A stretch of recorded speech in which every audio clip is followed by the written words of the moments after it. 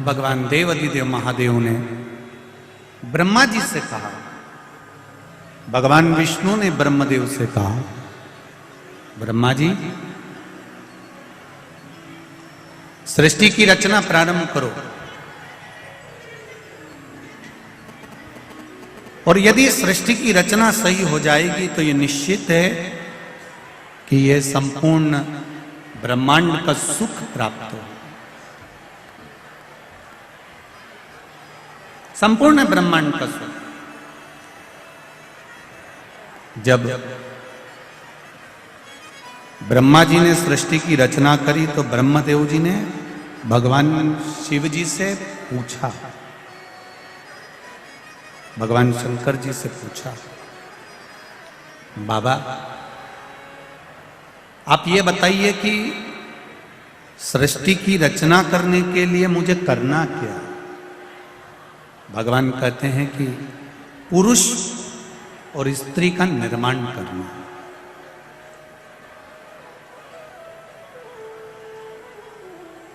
एक बात अपने जीवन में उतार कर रखी है, परिवार कुटुंब रिश्ते नातों से हमको मुंह मोड़कर नहीं जाना, हमको उनके बीच में रहना है, हमको उनके साथ रहना है, और साथ में रहकर जो तकलीफें जीवन में आती है उसको सहकर आगे बढ़ते चले जाएं।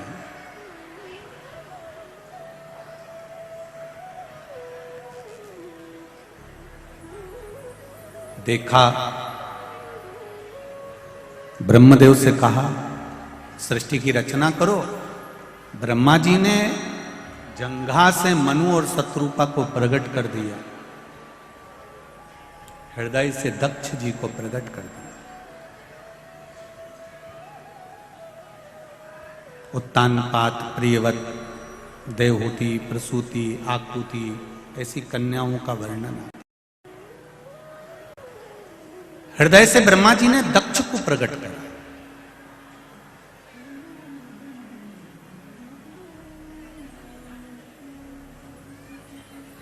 अब हृदय से जब दक्ष को प्रकट किया गया है, जब हृदय से दक्ष को प्रकट करा गया है तो दक्ष प्रजापति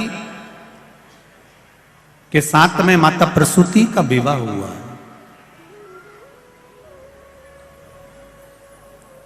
माता प्रसूति के गर्भ से जितने बच्चों ने जन्म लिया वो सारे की सारे संस्कारवान।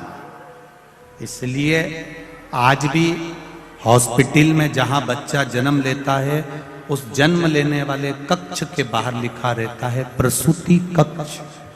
मतलब दक्ष प्रजापति की धर्म पत्नी का नाम आज भी हॉस्पिटल में प्रसूति कक्ष के रूप में लिखा होता है कि यहाँ माता प्रसूति के गर्भ से बच्चों ने जन्म लिया था तो वो सारे बच्चे संस्कारित थे। इस कक्ष में जो बच्चा जन्म लेगा वो भी संस्कारवान होगा, ये निश्चित है, ये निश्चित था। उसका नाम प्रसूति कक्ष रखा गया।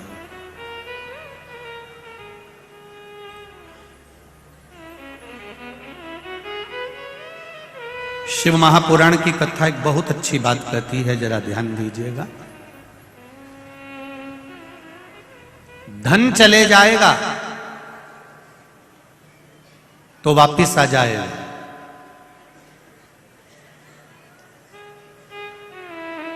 पर धर्म मत जाने देना। अगर धर्म चले गया तो बहुत मुश्किल से वापिस आएगा। धन वापिस आ सकता है पर हमारा धर्म गिरने में आ गया।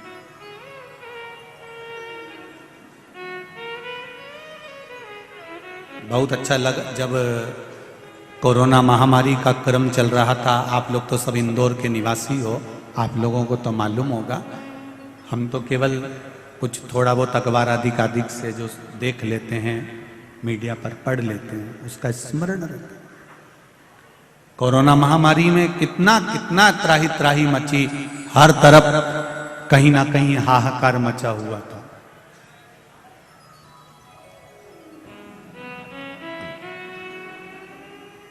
मैं आदरणीय संजय भैया शुक्ला जी को धन्यवाद देना चाहूंगा इस चीज के लिए कि उन्होंने कोरोना महामारी के समय पर ऑक्सीजन मशीन हो, चाहे दवाइयाँ हो, चाहे हॉस्पिटल हो, उस समय पर इनका सहयोग बड़ा पड़ा।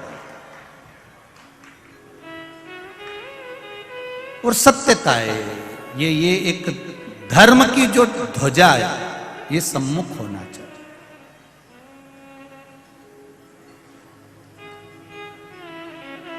धर्म की ध्वजा अग्रणी होना चाहिए, और उसका जो सुख है वो सुख कहीं नहीं मिल सकता।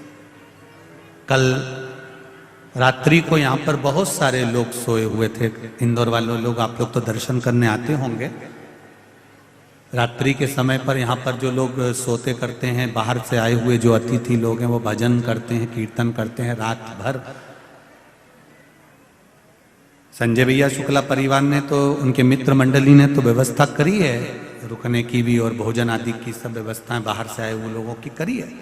पर फिर भी मेरे इंदौर के जो दानवीर हैं, वो जब यहाँ पर रात्रि के समय पर आकर कोई बिस्कुट, कोई खिचड़ी, कोई कुछ बांट रहा था, उसके मैसेज जब हमारे सीहोर कुबेरेश्वर धाम पर गए, वीडियोस गए, बड़ी प्रसन्नता हुई कि मेरा इंदौर इंदौर है, ये साधारण नहीं। आप दुनिया की सेवा कर रहे हो, मान रहे हैं, पर ये शंकर के जो भक्त हैं, ये कोई साधारण नहीं है। इसी कथा के पंडाल में एक IAS ऑफिसर भी बैठी हुई है, जो महाराष्ट्र से आई है, केवल कथा सुनने के लिए आई है, और इसी पंडाल में सोती है, और कथा सुनकर 7 दिन की चली जाएगी। कई ऐसे हैं बेटा बेटियां जो बहुत, ऐसा नहीं है कि कई लड़के बेटियां बेटे अगर सोचे कि हम जीन्स पहने, हम टी शर्ट पहने, हम आज के फैशन के हैं, हम आज के फैशन के हैं, हमें कोई मतलब नहीं भगवान की भक्ति से, हमें कोई मतलब नहीं भगवान के भजन से।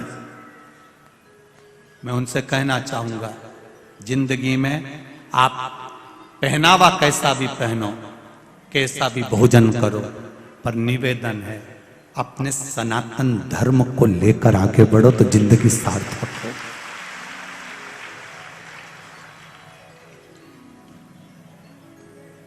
खूब VIP बनो, पर इतने VIP मत बन जाना री मेरी जीजियों कि श्रद्धा जैसे 35 टुकड़े हो जाए। इतने VIP मत बन जाना, खूब VIP बनो, राशि ठाट रखो, एक मोबाइल की जगह 4 लटका के चलो। कौन मना कर रहा है तुमको?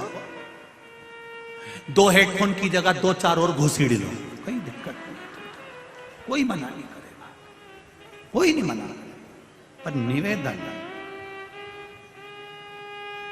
सब कुछ छोड़ दूंगी पर अपना धर्म नहीं छोड़ूंगी, भगवत भजन नहीं छोड़ूंगी, चाहे कुछ।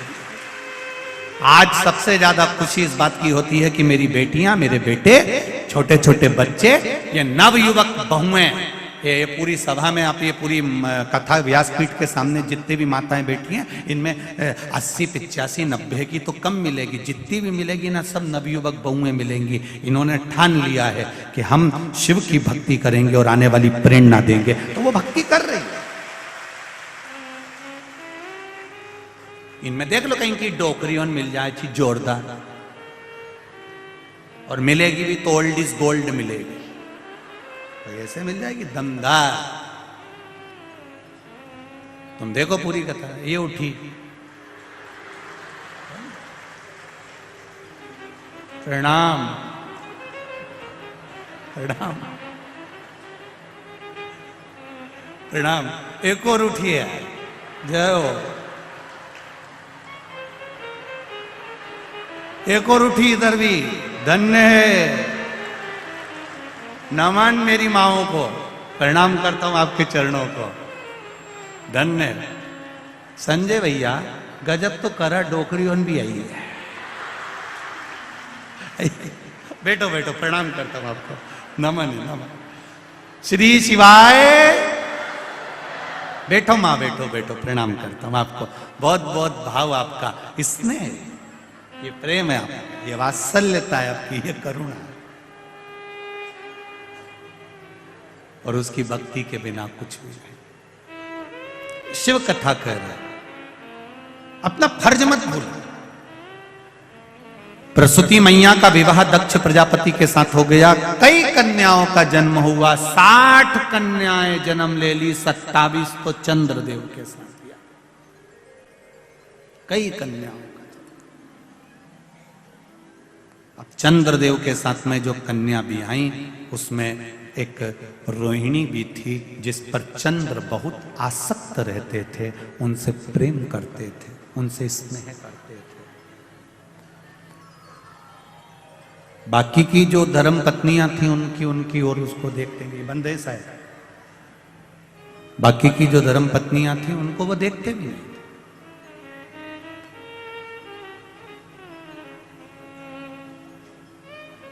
उनको देखना बंद कर दिया, केवल रोहिणी की ओर उनकी आसक्ति ज्यादा थी। सारी की सारी कन्याएं रोती बिलखती अपने पिता के पास में गई। पिताजी मन में संशय है, बाप जब तक जीवित है तब तक बेटियों को भी अपने पिता का अभिमान होना चाहिए, होना चाहिए। मेरा पिता है, अभी मेरा बाबुल है, मेरा बाप है, मेरा पिता है। बस तुम्हारा पिता तुमको पढ़ने से मना नहीं करता, बड़े बड़े शहर में भेजने से मना नहीं करता, तुम्हारे कपड़ों के लिए मना नहीं करता। बस मेरा बेटियों से एक निवेदन पहले भी रहा है, आज भी रहेगा, नरक से बेटा कभी अपने माँ बाप को नहीं बचा सकता। केवल एक है बेटी, जो अपने माता पिता को नरकों से बचा लेती है, केवल एक।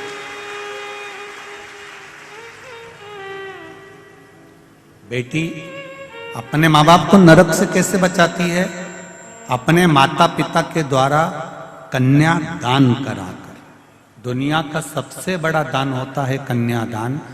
घर में अगर बेटी ने जन्म लिया है और उस बेटी का कन्यादान अगर माँ बाप ने नहीं किया है तो माता पिता को 94 तरह के नरक भोगना पड़ते हैं। ये बेटी ही है जो अपने माँ बाप को नरक से बचा सकती है। आप रहो कितने भी वीआईपी रहो, कितने भी ठाट से रहो, तुम कितने भी एंजॉय करो अपनी जिंदगी का, पर जब विवाह संबंध का समय आ जाए तो अपने माँ बाप के से जाकर कह देना, पापा आप बोलोगे, माँ आप बोलोगी, विवाह में वहां करूंगी। तब कन्यादान का मौका अपने माँ बाप को जरूर दो, जिससे आपके माता पिता को नरक ना भोगना पड़े, नरक ना भोगना। बेटी को अगर जीवन में दुख होता है ना, बेटा मां को प्रिय होता है, बेटी बाप को प्रिय होती है।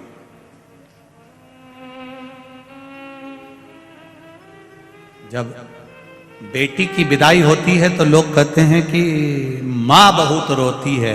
शिव महापुराण की कथा कहती है कि बेटी की विदाई में जितना मां नहीं रोती उससे दुगना उसका बाप रोता है, दुगना बाप रोता है।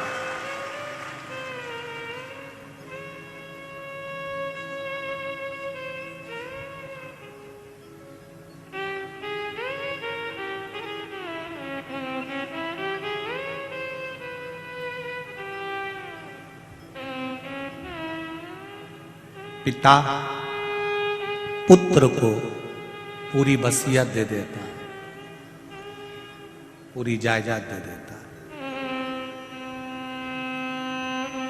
पिता बेटी को केवल एक कन्यादान देता है, और वो कन्यादान का जो फल होता है, हजारों अश्वमेध यज्ञ और हजारों सर्वतोमुखी यज्ञ कर लीजिए और एक कन्यादान, जिसको जन्म दिया है बेटी को, उसका कन्यादान कर लीजिए।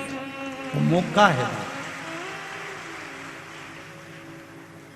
चूके ना, उसको छोड़े ना।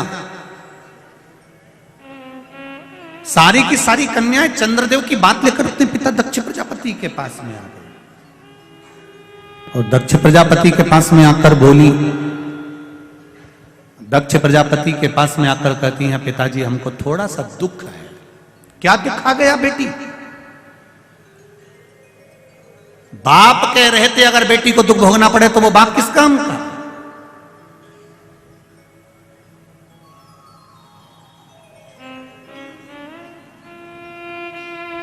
क्या दुख है बोल? आपके जो दामाद हैं जमाई, वो केवल रोहिणी से स्नेह करते हैं, बाकी के किसी धर्म पत्नी पर उनका ध्यान नहीं है।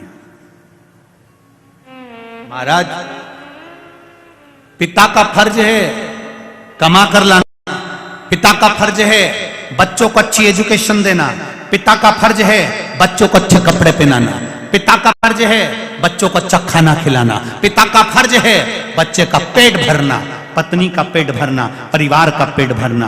यह पिता का फर्ज है।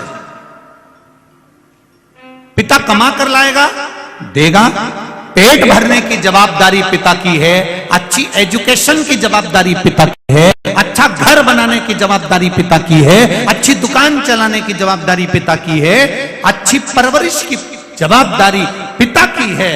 पर पिता से ज्यादा जवाबदारी माता की आती है, बच्चों को संस्कार देने की जवाबदारी माता की। पिता से ज्यादा जरूरत है माताओं की, जो अपने बच्चों को श्रेष्ठ संस्कार दें, अपने बच्चों को अच्छा अच्छा ज्ञान दीजिए। रोज अपने बच्चों को शंकर जी के मंदिर में लोटा भर के भेजो जल लेकर। जिस मां का बेटा बेटी शंकर के मंदिर में जल चढ़ा रहे हैं, शंकर के मंदिर की देहली चढ़ रहे हैं, उस घर के बुजुर्ग कभी वृद्धाश्रम की देहली नहीं चढ़ेंगे।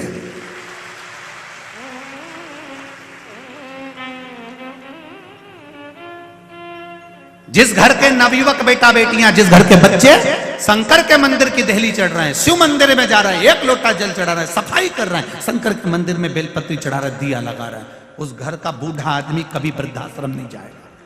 क्योंकि वो शंकर के मंदिर में रहकर जब सेवा करना सीख जाएंगे, शिव मंदिर में जाना सीख जाएंगे, अपने धर्म की ओर अग्रण्य हो जाएंगे, तो ये मेरा विश्वास कहता है कि वो कभी वृद्धाश्रम में अपने माँ बाप को नहीं भेजेगा, कभी नहीं भेजेगा, पढ़कर बढ़कर भी नहीं भेज सकता। लगाओ अंदाजा। तुम्हारे इंदौर में वृद्धाश्रम है? जाकर घूम के आना। भोपाल में भी है, सीहोर में भी है, सारे शहरों में वृद्धाश्रम है, एक बार घूम कर आना। किसी सब्जी बेचने वाले के माँ बाप उस वृद्धाश्रम में नहीं मिलेंगे, किसी ठेला चलाने वाले के माँ बाप वृद्धाश्रम में नहीं मिलेंगे, किसी जूता बनाने वाले के माँ बाप वृद्धाश्रम में नहीं मिलेंगे। वृद्धाश्रम में अगर बूढ़े मिलेंगे तो किसी अच्छे अच्छे पढ़े लिखी औलादों के माँ बाप वृद्धाश्रम में मिलेंगे। गवारों के नहीं, जो पढ़े नहीं है, लिखे नहीं है, कुछ नहीं है उनके पास में, ठेला चलाते हैं, तो भी कह देते हैं भूखा मर जाऊंगा पर अपने माँ बाप की सेवा करूंगा। कुछ नहीं है तो भी माँ बाप की सेवा में लगे हुए हैं। और आज के पढ़े लिखे जो कभी मंदिर नहीं गए, कभी देवालय नहीं गए, पूरी जिंदगी हम अप टू डेट बन के रहेंगे, अपने माँ बाप को वृद्धाश्रम में छोड़ दिए, तो तुम्हारी औलाद तुम्हें छोड़ेगी रे भेरू, छोड़ेगी।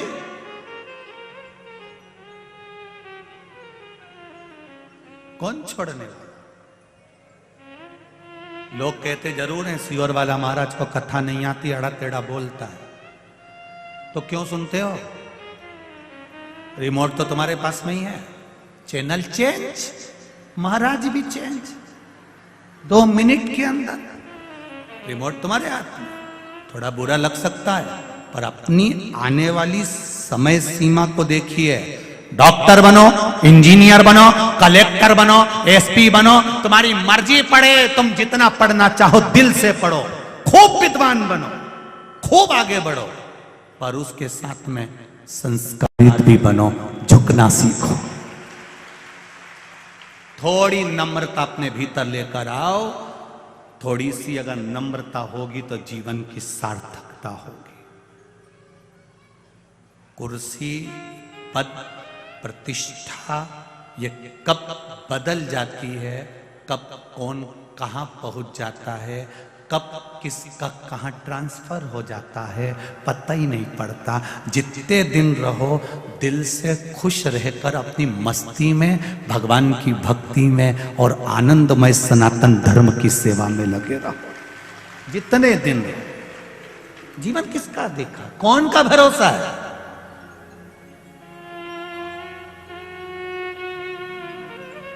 पापड़ बने कि बने रह जाते हैं रीजीजियों, बड़ी की भरी बरनी रखी रह जाती है।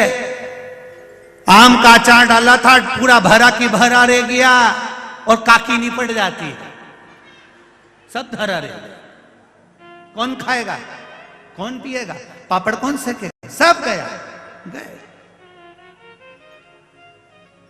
जीवन चला। अभी तुमने देखा ये कोरोना महामारी में कितना पैसा था लोगों के पास में, एक पलंग नहीं मिल पा रहा था हॉस्पिटल में, एक पलंग, एक वेंटिलेटर नहीं मिल पा रहा था। करोड़ों का धन होकर भी अगर कुछ नहीं है तो क्या धन की कीमत है। और ये देखा भगवत भजन, जिसने भगवान की अविरल भक्ति धारण करी, जब कोई नहीं आता तब मेरा डमरू वाला आता है और डमरू बजाकर चला जाता है। क्या है वो?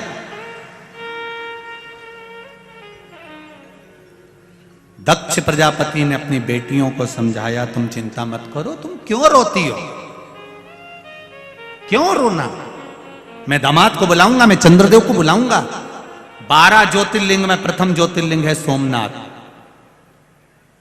सोमनाथ का मंदिर बाद में, पहले चंद्र कुंड। पहले सोमनाथ कौन कौन गया हुआ, गए हो प्रथम ज्योतिर्लिंग का दर्शन करने? तो दर्शन करे होंगे आपने सोमनाथ में चंद्र कुंड के, जिस चंद्र कुंड से भगवान शंकर का शिवालय, भगवान शंकर का शिवलिंग जल के ऊपर आनंदित होकर ठहरता है।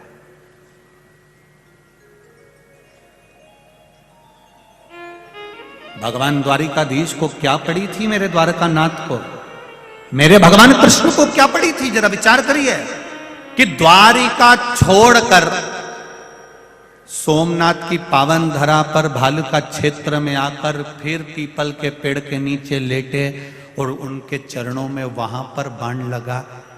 जरा विचार करो, जन्म कहाँ हुआ? कारागार में। मथुरा से गए वृंदावन, वृंदावन गोकुल करते बरसाना गोवर्धन, ब्रजभूमि को त्याग कर मथुरा, मथुरा से फिर द्वारका, द्वारका के बाद भी प्राण त्यागने के लिए आए तो सोमनाथ की पावन धरा पर आए।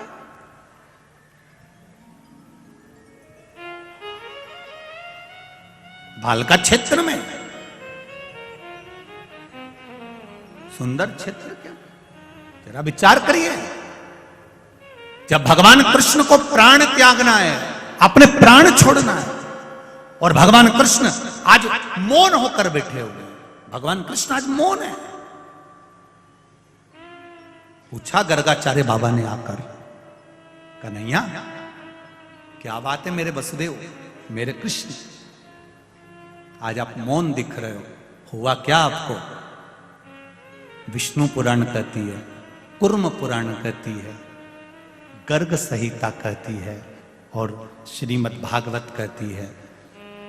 गर्गाचार्य बाबा ने पूछा कि हुआ क्या है कि आज मेरा कृष्ण मौन होकर बैठा हुआ है, मेरा ठाकुर आज मौन है। भगवान कृष्ण कहते हैं मेरा जन्म कारागार में हुआ, आया मैं द्वारिका का राजा भी बना, मैं कुरुक्षेत्र के मैदान में युद्ध भी कराया है मैंने। उस मैदान के युद्ध में ना जाने कितने मरे भी होंगे, कितने मरे भी होंगे। बस अब इस शरीर को जब छोड़ूं, इस शरीर को जब मैं त्याग करूं, तब मैं सारे बंधनों से मुक्त होना चाहता हूं, सब बंधन छूट जाएंगे।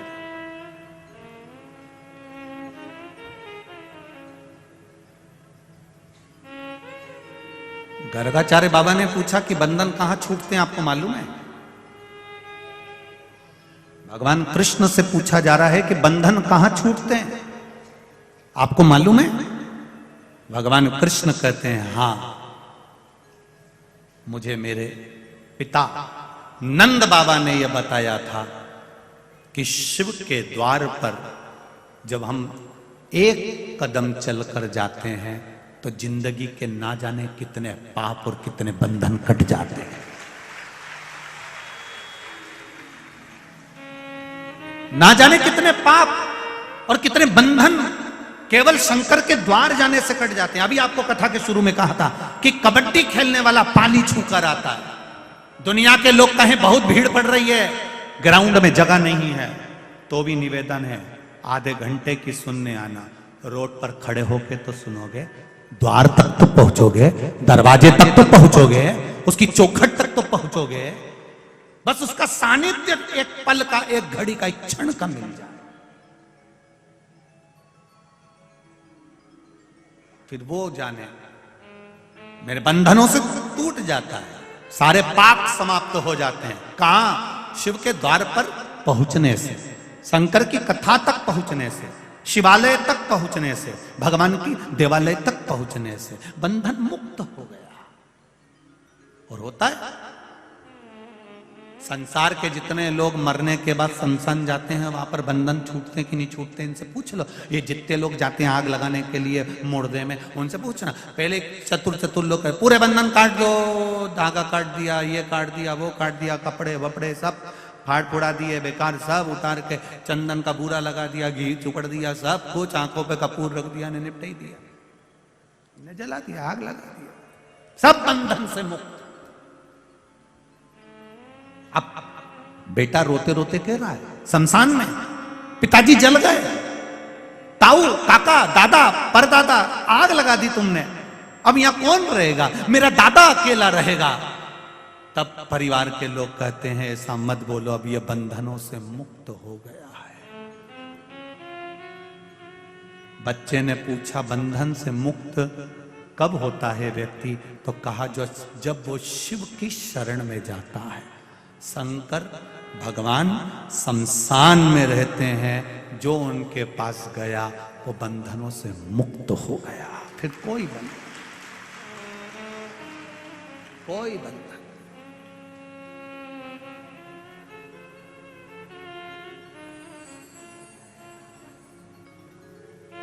पहले शमशान बहुत दूर होता था, बहुत दूर शमशान,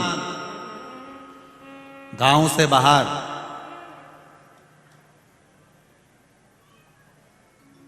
अब बड़े बड़े शहरों में तो गांव से बाहर कहाँ जाएंगे, तो गांव के अंदर ही। अब धीरे धीरे लोग बस्ती बस्ती चली गई, बसते चले गए, पास में ही शमशान हो गया, बिल्कुल नजदीक।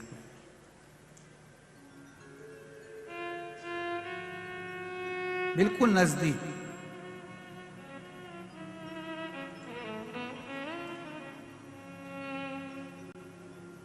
पहले लोग शमशान से डरते थे, अब इंदौर में तो शमशान भी लोगों से डरे। शमशान को भी लोगों से डर लगता है, मेरे पे कब्जा नहीं कर ले।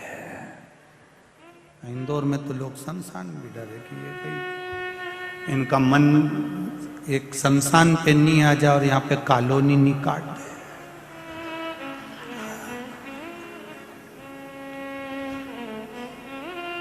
फिर कह दे तो फिर कहीं का कहनी साहब ये तो शमशान था और केस लड़ने में जिंदगी निकल जाए।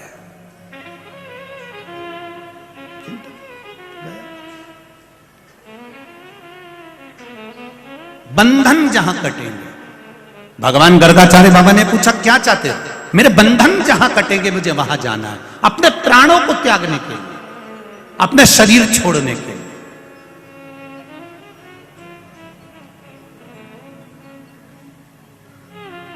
कहां जाना चाहते हो? शंकर का द्वार। द्वारका से बहुत दूर नहीं, नजदीक है भालका क्षेत्र। आप लोग गए होंगे, जो लोग सोमनाथ जी गए होंगे वो जानते हैं, थोड़ा सा गूंज कम करिए। जो सोमनाथ जी गए होंगे उनके स्मरण में होगा, जहां भगवान कृष्ण के चरण में बाण लगा है पीपल के वृक्ष के नीचे, वहां पर आप लोग भी दर्शन करने गए होंगे। कौन कौन गए, हाथ उठाइए। हाँ गए गए गए, चलो ठीक है, दल दल बहुत सारा हो, वहां गए हो। तो तुमने कभी विचार करा कि भगवान तो द्वारका में रहते थे, ये द्वारका छोड़कर यहां क्यों आए? यहां पीपल के वृक्ष के नीचे टेका लगा के बैठे हाथ का, और चरण पर चरण और बाण लग गया। कभी विचार किया तुमने कि अपन दर्शन तो करे, पर ये समझ में नहीं आया कि वो द्वारका और द्वारका से इतनी दूर आके इन्होंने यहां सोमनाथ के पास में अपने प्राणों को त्यागा? कारण क्या था?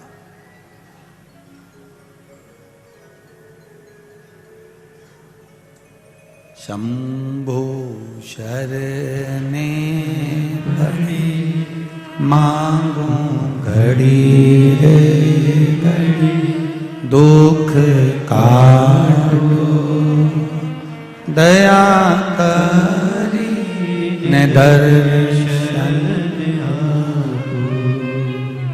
आखिर जरूरत क्या पड़ गई? क्यों द्वारका छोड़कर भगवान यहां आ गए? उसका एक कारण था, जरा नाम के व्याघ्र ने जब बाण छोड़ा, भगवान के चरण में जब बाण लगा, तब जरा ने भी पूछ लिया, आप तो द्वारका के निवासी थे, फिर यहां क्यों आए, यहां सोमनाथ की पावन धरा पर किस लिए?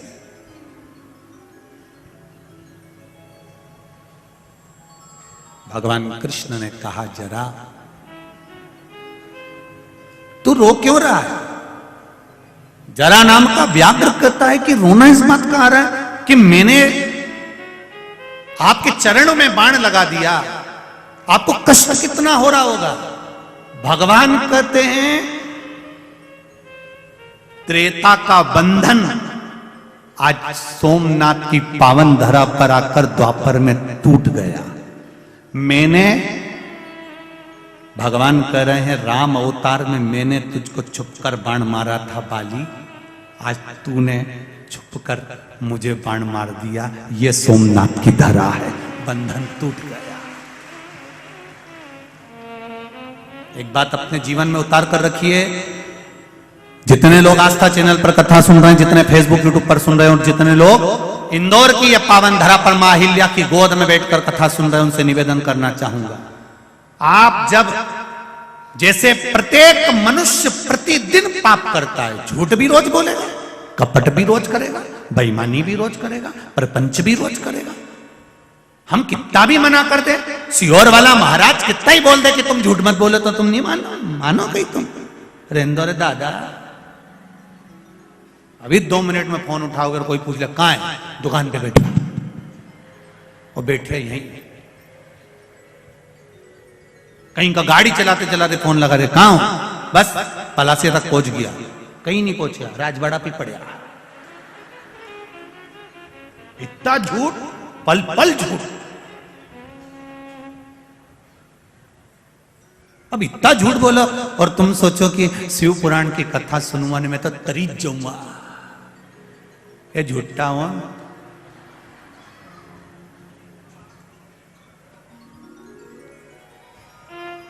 कई लोग कहते हैं, साहब तुम ऐसा करोगे तो बैकुंठ चले जाओगे, तुम ऐसा करोगे तो नरक चले जाओगे। हाउ रे दादा, आज का जमाना का लोग तुरंत कह देते हैं, क्यों बैकुंठ की नंगे, घूम के आ जाऊंगा एक बार, और नरक किधर है वो भी घूमी आऊं।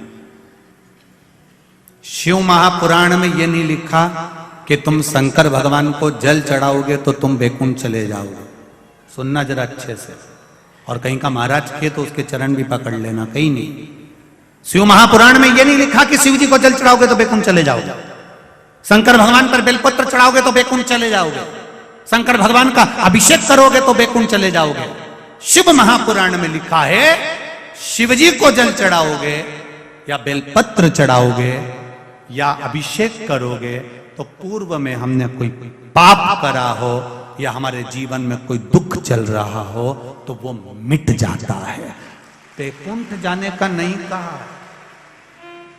और दूसरी बात सुन लीजिए, शिव महापुराण एक बात और कहती है, जब तुम प्रतिदिन भगवान शंकर पर जल चढ़ाते हो या भगवान का भजन करते हो या भगवान की कथा तक या शिवालय तक मंदिर तक जाते हो तो शिव महापुराण की कथा कहती है तुम्हें वैकुंठ जाने की कोई जरूरत नहीं है, वैकुंठ वाला तुम्हारे पास आएगा। अंत समय प्रभु आना पड़ेगा, वचन दिया तो निभाना पड़ेगा। आए ना आए प्रभु कुटुंब कबीरा, अंत समय प्रभु आना पड़ेगा, वचन दिया तो निभाना पड़ेगा। आप वैकुंठ जाएंगे कि नहीं जाएंगे ये हमको नहीं मालूम और हम जानते भी नहीं है, क्योंकि हम वैकुंठ गए भी नहीं जी, और जो गए वो आए नहीं जी। तो हम ये कभी नहीं कहेंगे आपसे कि आप वैकुंठ, हाँ इतना जरूर कहेंगे तुम शंकर की भक्ति करो, तुम शिव का भजन करो, तुम शिव का अभिषेक करो, तुम शिव भक्ति में लग जाओ, ये निश्चित है, निश्चित। वो डमरू वाला, वो वैकुंठ वाला, वो इंद्र लोक वाला तुम्हें ढूंढते ढूंढते तुम्हारे पास पहुंचेगा। कल कथा में कहा था ड्रेस और एड्रेस सही रखना। आपका एड्रेस होना चाहिए शंकर का मंदिर, शिवालय, शिव पुराण। तो भगवान भी ढूंढता ढूंढता आ जाएगा कि कमला बाई कहां बैठी है, निश्चित है वो ढूंढता हुआ। अब तुम एड्रेस ही सही नहीं रखो तो बाबा बड़ी आफत है, फिर तो फिर कहां ढूंढोगा साहब, ढूंढना।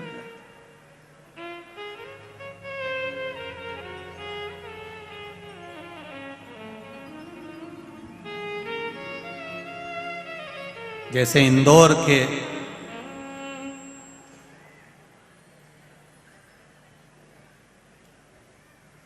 कोई अगर इंदौर के कहीं साधारण छोरा छोरी के अगर कहीं का बेवकूफ बनाना चाहे तो कोई बने में, कोई नहीं बने। एक छोरा ने छोरी से कह दिया, यहीं राजवाड़ा की छोरी से, मैंने तुम्हें कहीं देखा है। छोरी तुरंत बोल दी है बेरू बनाई क्या रखे तेरे को कहीं का, मैं तो कहीं नहीं दिखूं, जाती हूं शिव मंदिर, शंकर भगवान का श्रृंगार करती हूं, शिव मंदिर का स्मरण करती हूं, शंकर का गुणगान करती हूं, शिव की भक्ति में डूबी रहती हूं। उसके सिवाय मैंने अगर एक से संबंध जोड़ लिया मेरे महादेव से तो मुझे दूसरे से संबंध जोड़ने की जरूरत ही नहीं पड़ती।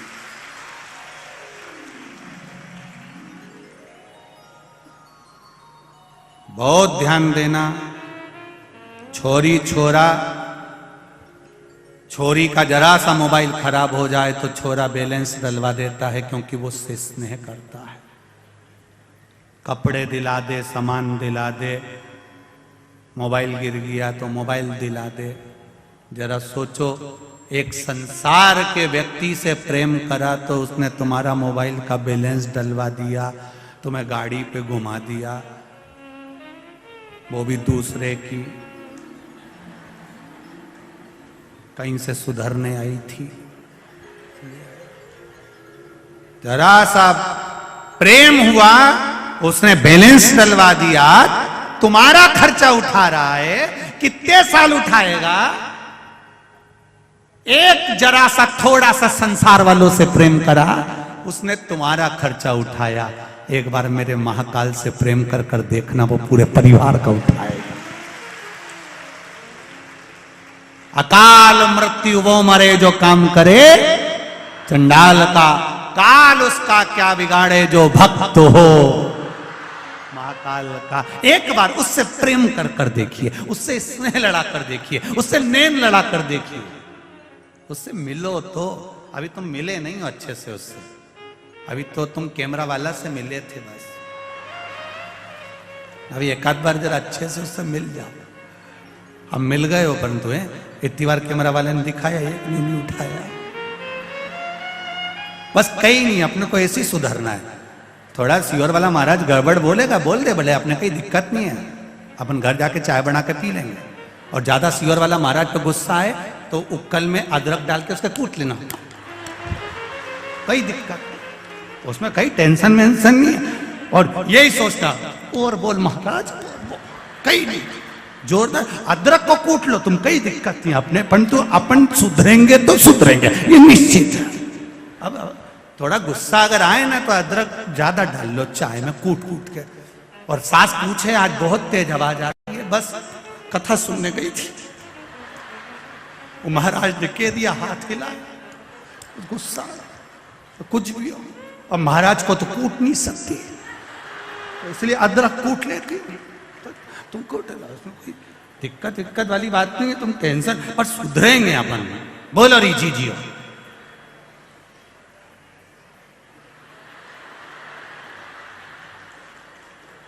बस सुधरेंगे। अंत समय प्रभु आना पड़ेगा, वचन दिया तो निभाना पड़ेगा। बस ऐसी प्रसन्नता तुम्हारे जीवन में, ऐसी स्माइल रहना चाहिए, भोले बाबा ढूंढते ढूंढते तुम्हारे पास पहुंच जाएगा। ये मेरा प्रिय है। तुम क्यों उदास होती हो? भगवान कृष्ण ने जरा नाम के व्याघ्र से पूछा, तूने बाण मारा, तीर मारा, मेरे पांव में लगा, पर मुझे आनंद की अनुभूति हुई है उसमें, मेरा बंधन टूट गया, पूर्व का बंधन। मैंने छुपकर तुम्हें मारा था, तुमने छुपकर मुझे मार दिया। ये शिव तत्व है। शंकर भगवान के दरवाजे पर जाने से पूर्व का कितना भी पाप हो वो क्षीण हो जाता है, हमारे पुण्य प्रबल हो जाते हैं।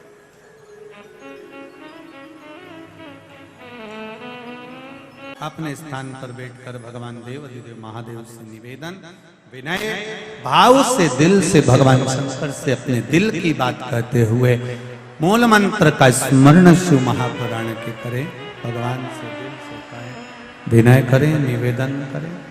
श्री शिवाय नमस्तुभ्यं, श्री शिवाय नमस्तुभ्यं, श्री शिवाय नमस्तुभ्यं, श्री शिवाय नमस्तुभ्यं, श्री शिवाय नमस्तुभ्यं। भोला सब दुख काटो ओ भोला सब दुख काटो शिव शंकर जपूं तेरी माला, भोले बाबा जपूं तेरी माला, भोला सब दुख काटो ओ भोला सब दुख काटो। भगवान कृष्ण ने भाल का क्षेत्र में सोमनाथ की पावन धरा पर अपने प्राणों को त्यागा, क्योंकि शिव की शरण में प्राण जाए तो बंधन से मुक्त हो। बहुत सुंदर एक बात कही है। दक्ष प्रजापति ने अपनी बेटियों को समझाया, तुम चिंता मत करो, चंद्रदेव को बुलाया, उनसे निवेदन करा। ये आप क्या कर रहे हो? चंद्रदेव, आप एक पर अपना स्नेह रखते हो, बाकी के सब पर स्नेह नहीं होता। चंद्रदेव ने कहा आगे से गलती नहीं होगी, सारी रानियों पर बराबर का स्नेह करा। थोड़े दिन बाद चंद्रदेव वापिस वैसे की वैसे ही हो गए। रोहिणी पर उनका स्नेह प्रबल हो गया। फिर वापिस उन्होंने सब पर स्नेह करना बंद कर दिया। शिव कथा कर रहे, शिव महापुराण की कथा कर रहे। अब की बार चंद्र को बुलाया और चंद्रदेव को बुलाकर कहा कि चंद्रदेव तुमने फिर गलती कर दी है, मैं श्राप देता हूं तुमको चंद्रदेव, तुम्हारी काया का तुमको जो अभिमान है ये काया छिन्न हो जाए। चंद्रदेव की काया छिन्न हो रही, टपक रही।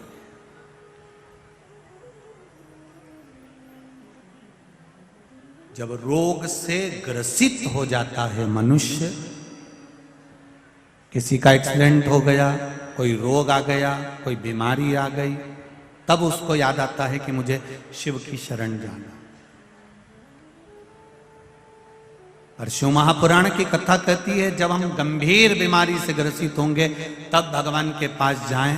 उससे अच्छा है शरीर में अगर थोड़ा भी रोग आया है तो हम उससे पहले ही क्यों ना भगवान की भक्ति में डूब जाएं, भगवान की शरण में चलें।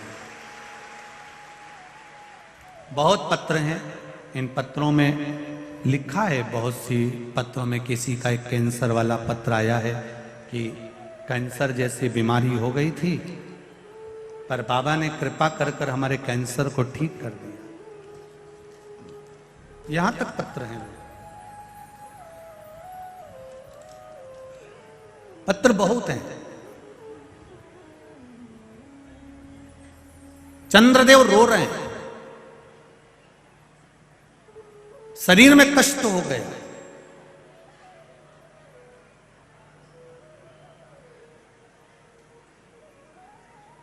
एक बात चंद्रदेव के जीवन में चंद्रदेव को समझ में नहीं आई। मेरा शंभू कहता नहीं है कुछ भी, पर बता देता है। पर नारी, पर धन, किसी के पड़े हुए धन, किसी की चेन, किसी का मोबाइल, किसी का पर्स तुमको मिल गया, उसमें से तुमने कितने दिन अपनी जिंदगी खुश होकर जी ली, कितने दिन जियो।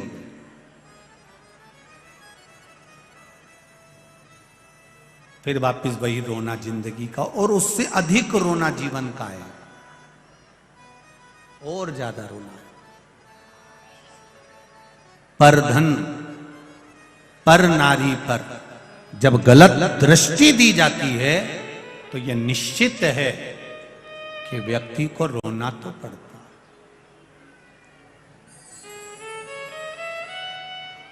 भगवान ने शरीर दिया है, काया दी है, इसका इतना अहंकार मत करना कि अंत समय तुम्हारा रोग से ग्रसित होकर निकले। इतना अहंकार में मत डूबना कि जिंदगी में रोना पड़े। हर पल हर घड़ी उसको धन्यवाद देते रहना कि ये तेरी कृपा से मिला है। शरीर भी दिया तो तूने दिया, घर भी दिया तो तूने दिया, बच्चे भी दिए तो तूने दिया, खाने के लिए दांत भी तूने दिया तो उधर भी तूने दिया, और भोजन भी तू ही दे रहा है। मैं जानती हूं मैं इस लायक नहीं हूं, मेरे जीवन में मैंने पूर्व में क्या करा होगा मुझे मालूम नहीं, पर आज जो निभा रहा है वो तू ही निभा रहा है, मेरा महाकाल, मेरा महादेव निभा रहा है, तो दूसरा नहीं। काया खराब हो गई चंद्रदेव की, इतना अभिमान था चंद्रदेव को, मेरा तेज, मेरा तेज, मेरा तेज। यहां तक चंद्रदेव ने कह दिया था कि सूरज, सूर्य तू चमकता है तो मेरे तेज से चमकता है। चंद्रदेव ने एक दिन भगवान विष्णु से भी कह दिया था तुम्हारे शरीर पर जो तेज है और वैकुंठ में तेज है वो मेरी ओर से। चंद्रदेव ने एक बार गुरु बृहस्पति जी से कह दिया था संपूर्ण ब्रह्मांड में जितने ग्रह चमक रहे हैं ये चंद्र से चमक रहे हैं, चंद्र के सिवा किसी की सामर्थ्यता नहीं कि कोई चमक जाए। चंद्र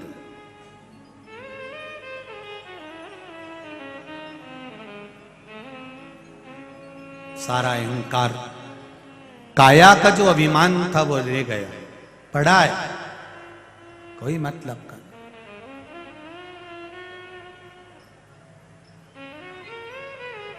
पड़ा है। ब्रह्मा जी के पास में सूचना पहुंची तो ब्रह्मदेव ने नारद जी से कहा, नारद चंद्रदेव से कहो कि शिवलिंग का निर्माण करे और उसकी पूजन करे। समय पूछा गया, शिवजी के पूजन का समय क्या रखा जाए? ब्रह्मा जी ने कह दिया, चंद्रदेव से कह दो संसार में जन्म लेने वाले मनुष्य का मौत का समय बता दे कि मरेगा कब। जब इंसान को मृत्यु का समय नहीं मालूम कि कब मरेगा, तो पूजन का समय क्या पूछना।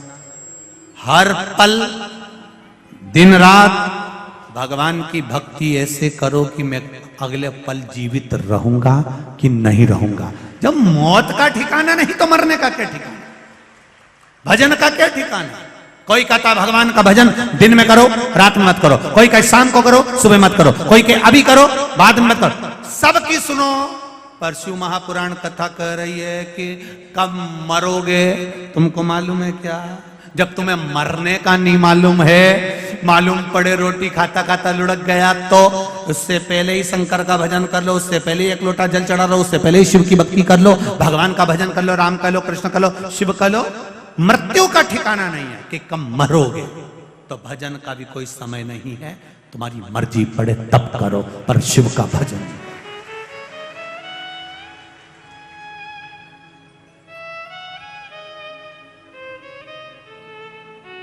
तुम्हारा मन पड़े तब भगवान का भजन करो। कब कब?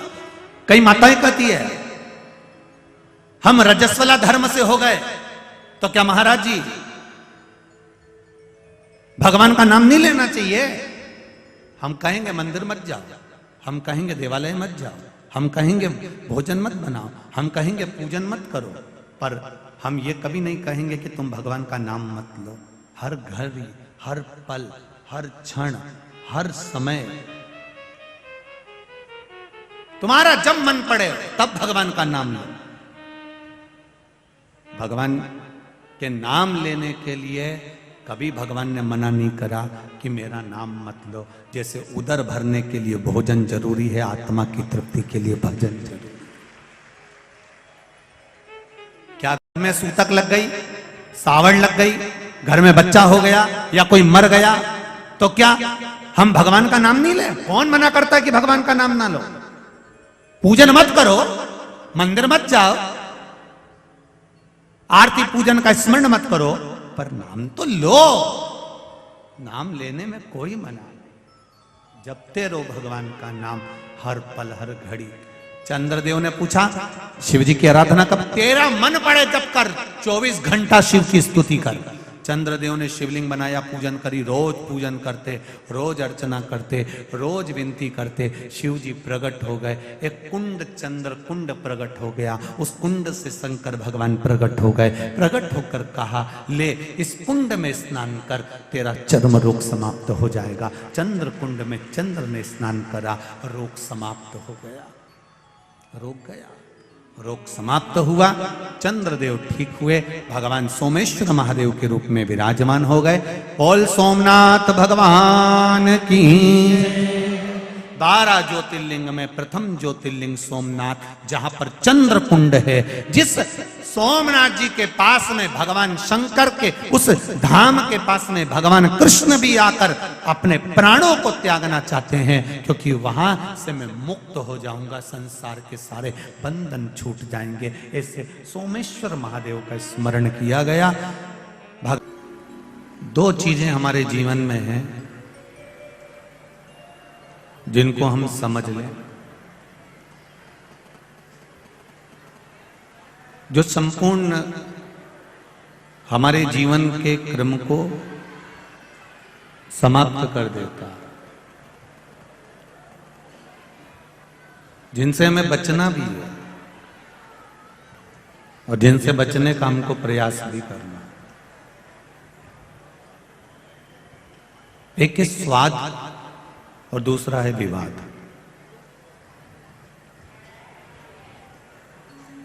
जितने भी कथा सुन रहे हैं थोड़ा ध्यान लगाना। स्वाद और विवाद, इन दो चीजों से जितना बच जाओगे उतना अपनी जिंदगी को सार्थक बना लो, उतना बना।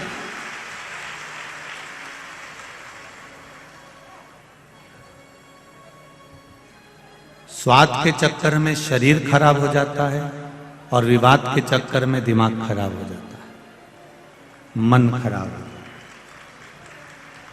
आप जितना स्वाद में पड़ेंगे कि नहीं साहब मुझे तो ये खाना है, नहीं साहब मुझे ये पाना है, नहीं साहब मैं ये नहीं खाऊंगा, मैं तो यही खाऊंगा, जितना आप स्वाद के चक्कर में पड़ोगे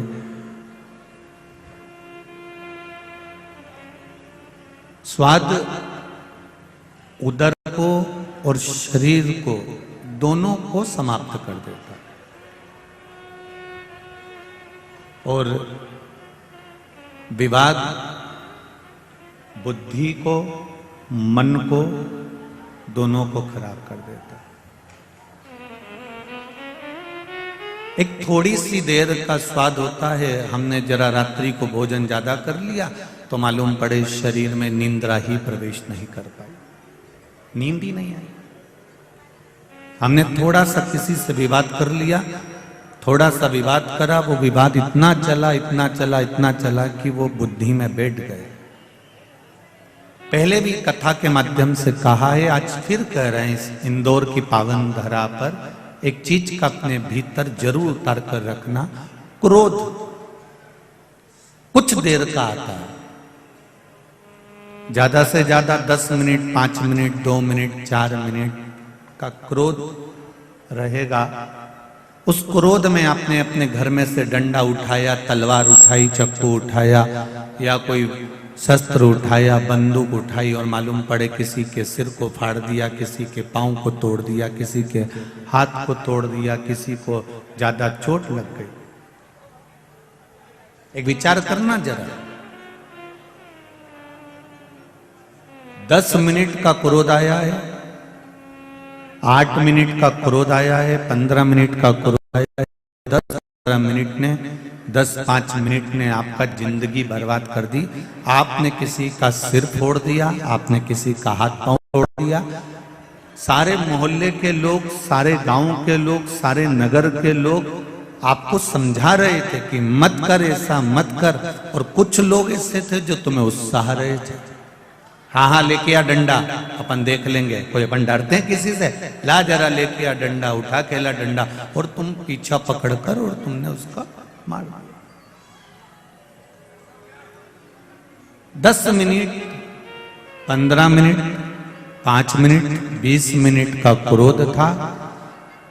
उस 15 मिनट, 20 मिनट, 5 मिनट के क्रोध ने आपसे इतना गलत काम करवा दिया कि वो 10 मिनट का क्रोध तो तुम्हारा 10 मिनट बाद समाप्त हो गया, पर वो 10 मिनट के क्रोध ने तुम्हें 10 साल की जेल करा दी और थाने में पड़े। कितनी देर लगी थी? मात्र 10 मिनट में तुम डंडा लाए, सिर फोड़ा, हाथ पैर तोड़े, सब कुछ हो गया। लोगों ने वाहवाही भी कर दी, लोगों ने बचाने का भी काम कर दिया, सब अपने अपने घर में चले गए और तुम अकेले अब थाने का चक्कर काट रहे हो, अदालत का चक्कर काट रहे हो, तुम अकेले अब परेशान हो रहे हो और यहाँ वहां भटक रहे हो। अब तुम वकील साहब के भी हाथ पैर जोड़ रहे हो, थानेदार के भी हाथ पैर जोड़ रहे हो, सबके हाथ पैर जोड़ना पड़ रहा है। इसलिए शिव महापुराण की कथा कहती है, स्वाद और विवाद इन दोनों से दूरी बनाकर रखोगे तो शरीर और बुद्धि और मन अच्छा रहेगा।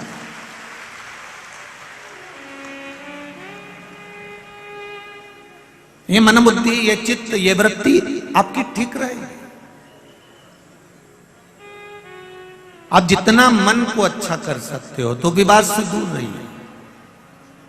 कोई ने आपको गाली दे दी, कोई ने आपको अपशब्द कह दिया, कोई ने आपको आड़ा टेढ़ा बोल दिया, कोई ने आपके लिए कुछ भी वर्णन कर दिया, आप शांत रहो, थोड़ा मौन रहिए, थोड़ा सा शांति बनाकर रखिए, आपको जीवन का सबसे बड़ा सुख प्राप्त होगा। मेरे भोलेनाथ, मेरे शंकर, मेरे देव अधिदेव महादेव फालतू के विवाद में पड़ते ही नहीं थे। पार्वती मैया अगर कुछ बोलती भी थी तो शिव जी यहां से सुने, यहां से निकाल देते थे। धर्म पत्नी ने अगर सास के लिए, ननंद के लिए, देवर के लिए, जेठ के लिए, परिवार के लिए अगर कुछ बोला भी है तो उसमें सावधानी आपकी होना चाहिए कि हमें इस बात के लिए विवाद नहीं करना है, क्योंकि ये तो संसार है।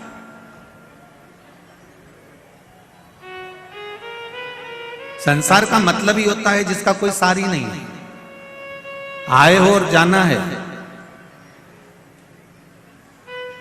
माता के गर्भ से जन्म लिया था, नग्न अवस्था में थे, पेट भरने वाले ने पेट भरा, मुष्टिकाएं बंदी थी, बुद्धि भी काम नहीं कर रही थी, नेत्र भी नहीं खुले थे, श्रवण शक्ति भी नहीं खुली थी, वाणी भी नहीं खुली थी। तुम्हें यह भी नहीं मालूम था कि तुम अच्छे घर में जन्म ले लोगे, तुम्हें यह भी नहीं मालूम था कि तुम इंदौर में आ जाओगे, तुम्हें यह भी नहीं मालूम था कि अच्छा पुत्र, अच्छा पति, अच्छी पत्नी मिल जाएगी, तुमको यह भी नहीं मालूम था कि अच्छा घर मिल जाएगा, तुमको यह भी नहीं मालूम था कि सुनने के लिए शिव महापुराण की कथा मिल जाएगी। ये तो उस परमात्मा की कृपा से मिली है।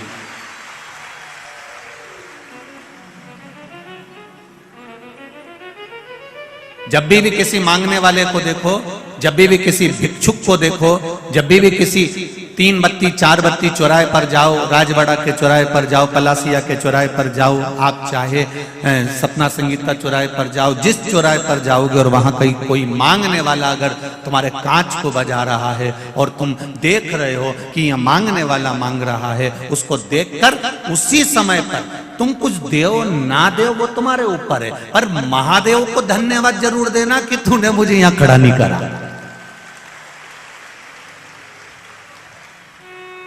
तुम किसी को देओ ना देओ, जिस चौराहे पर तुम्हें भिखारी नजर आए, जिस चौराहे पर तुम्हें भिक्षुक नजर आए, जिस चौराहे पर तुम्हें भिक्षा मांगने वाले नजर आए, उस जगह पर तुम उनको देओ ना देओ ये आपकी मर्जी है। हम ये भी नहीं कहेंगे कि मत दो, कि हम ये भी नहीं कहेंगे कि देओ, हम तो इतना जरूर कहेंगे कि महादेव को धन्यवाद जरूर देओ कि बाबा तेरी कृपा थी जो तूने शरीर अच्छा बनाया, तेरी कृपा थी मुझे घर अच्छा दिया, तेरी कृपा थी जो मुझे भजन करने का मौका दिया, तेरी कृपा थी खाने को अन्न दिया, तेरी कृपा थी थोड़ा सा काम धंधा दिया, पर तेरी कृपा से आज मैं यहाँ हूँ कि मैं गाड़ी में घूम रहा हूँ, मेरे पास भी 2 व्हीलर है, मेरे पास भी 4 व्हीलर है, मेरे पास भी साइकिल है, मैं भी अपने पाँव से चल रहा हूँ, ये तेरी कृपा है। अच्छा हुआ तूने मुझे रेंगने के लायक नहीं बनाया, कहीं पटक नहीं दिया, ये धन्यवाद। जब जब भिखारी नजर आए और भीख मांगने तुम्हारे कांच बजाए, उस जगह पर तुम देओ ना देओ पर उसको धन्यवाद जरूर देना कि तेरी कृपा से यहाँ बैठा हूं।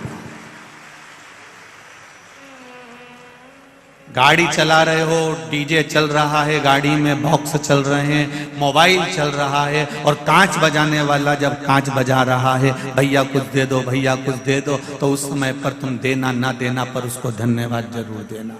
थोड़ी देर आवाज कम करना, साउंड कम करना, और जब भीख मांगने वाला भिक्षा मांगने चौराहे पर खड़ा हुआ हो, उस जगह पर तुम जम के मन से कहना अपने परिवार के साथ, तेरा शुक्रिया है मेरे भोलेनाथ जो तुमने मुझे 4 व्हीलर में बिठा कर रखा,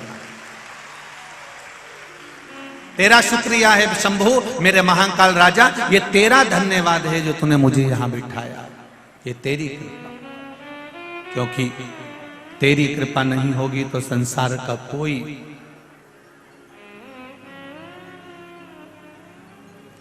कोई सुख नहीं मिल सकता।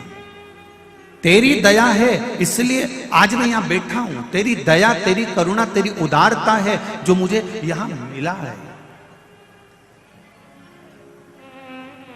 ये तेरी कृपा।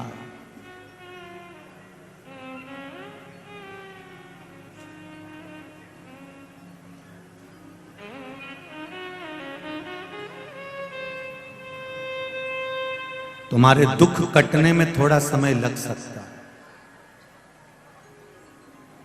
वो कहते हैं ना, कोई जल्दी बनेगा, कोई लेट बनेगा। जम के बोलो जरा, कोई जल्दी बनेगा, कोई लेट बनेगा, पर शिव जी को जल चढ़ाने वाला एक दिन सेठ जरूर बनेगा।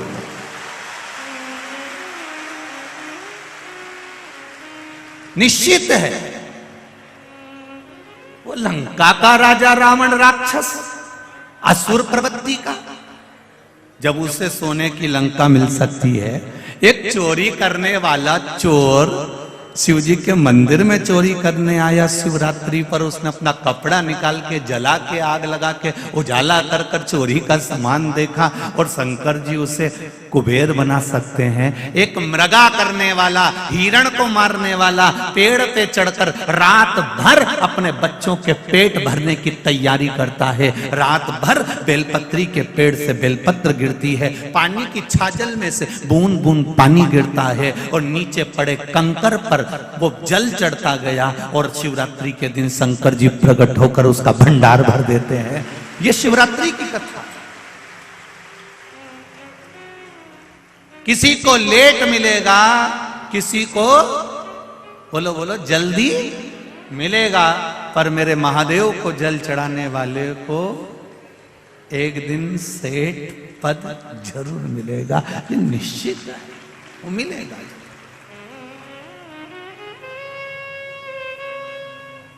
अब आपको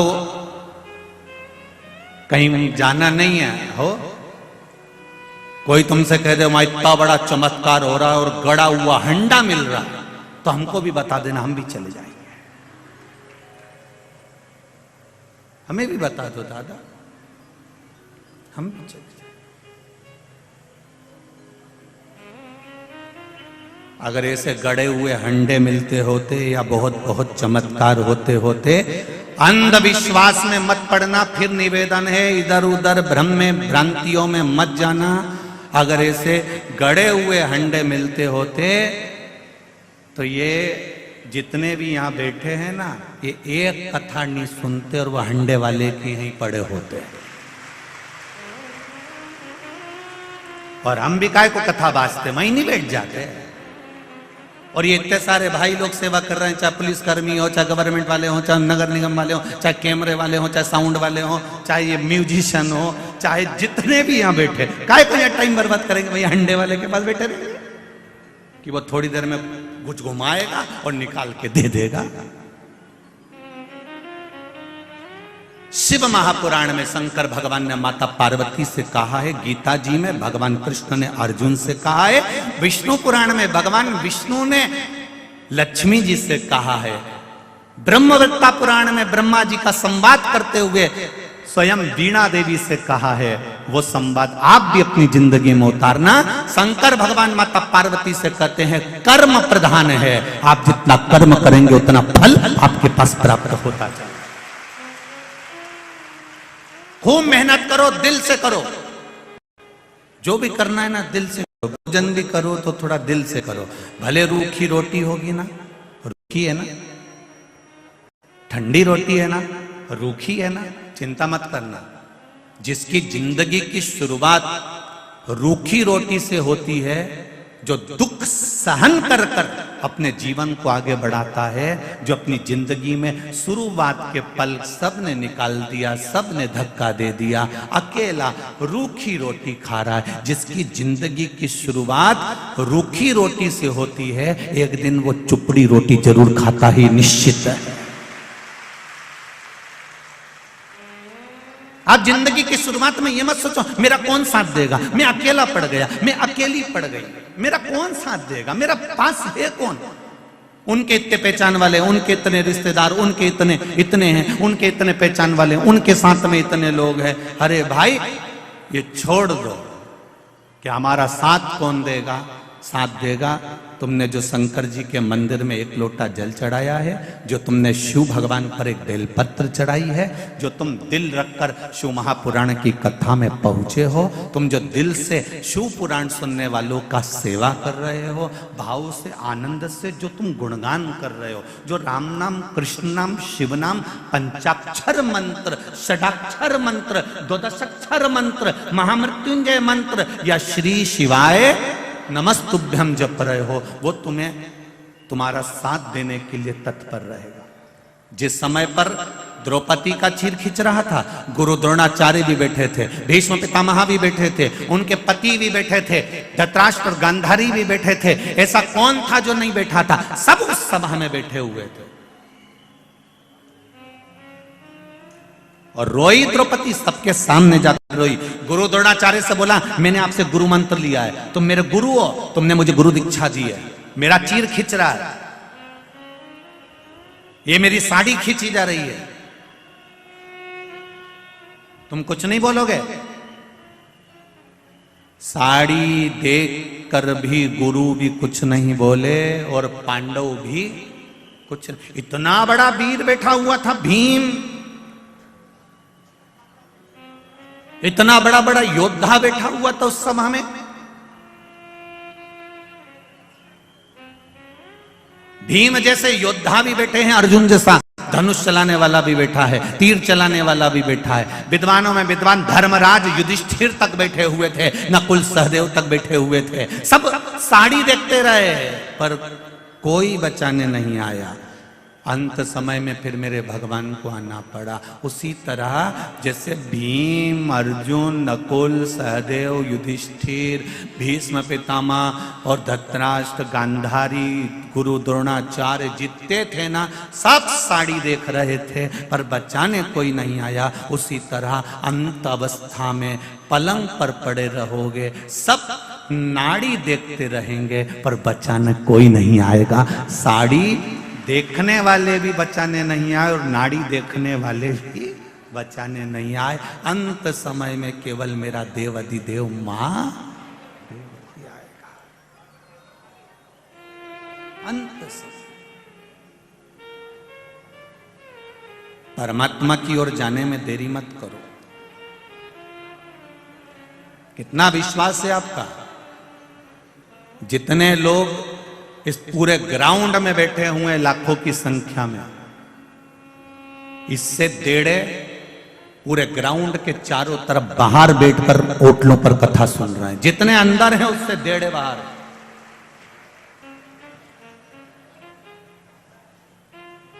रोडों पर बैठे हैं, किनारे पर बैठे हैं, बाउंड्रियों पर बैठे हैं, गली और कूचे और छतों पर बैठे हैं।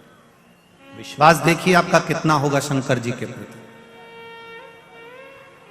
और बिल्कुल देरी मत करना, शिव के द्वार जाने में देरी नहीं होना चाहिए।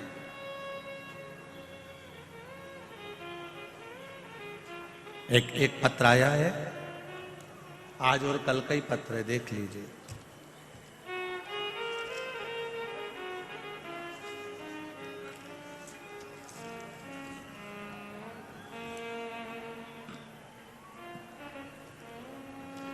सरिता ओम प्रकाश जायसवाल, खजराना मंदिर के नजदीक इंदौर। मेरा मोबाइल नंबर ये लिखा हुआ है। कहीं बैठी हैं सरिता जी? ओम प्रकाश जायसवाल, सरिता ओम प्रकाश जायसवाल कहीं बैठी हो तो हाथ हिलाइएगा। दिख गई क्या? दोनों हाथ इस तरह से हिला दो, अगर कहीं बैठी हो तो दिख जाएंगे। हाँ दिख गए हो, दिख गए। श्री शिवाय नमस्ते। सरिता जी आपने लिखा है, बखान क्या करूं मैं बाबा, कल मैं कथा सुनने आई थी। कल मैं कथा सुनने आई थी और मैं जिस चीज का बरसों से इंतजार कर रही थी वो मेरे साथ में कल हुई। गुरुजी, मेरी बाबा की कृपा से 4 साल पहले जो इंटरव्यू दिया था उसका रिजल्ट कभी नहीं आना था, पर बाबा की कृपा से मेरी रेलवे की नौकरी का रिजल्ट कल कथा सुनने पर यहां से जाते समय आ गया। यह पत्र है सरिता जी, ओम प्रकाश जायसवाल, खजराना, इंदौर। मोबाइल नंबर भी आपने दिया है, आपको बहुत बहुत धन्यवाद। बैठिए दीदी। श्री शिवाय नमस्तुभ्यम। बाबा की कृपा, मेरी रेलवे की जॉब का ऑर्डर, नौकरी का ऑर्डर कल आ गया। गुरुजी मैं कथा सुनकर जा रही थी और बाबा ने मेरा हाथ पकड़ दिया। ये शिव है, ये शंकर।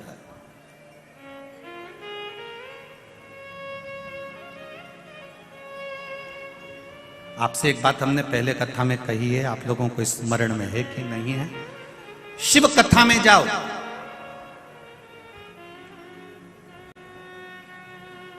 तुम्हारे गले की चेन, मंगलसूत्र, अंगूठी, ब्रेसलेट, पर्स, मोबाइल सब घर पर रखकर आओ। यहां जब आओ तो केवल शिव जी पर विश्वास लेकर आओ, उसके सिवा कुछ मत लाओ। केवल विश्वास लेकर आओ, केवल भरोसा, केवल दृढ़ता, उसके सिवाय कुछ नहीं। और जब विश्वास पूर्ण होगा तब कुछ फल की प्राप्ति जरूर।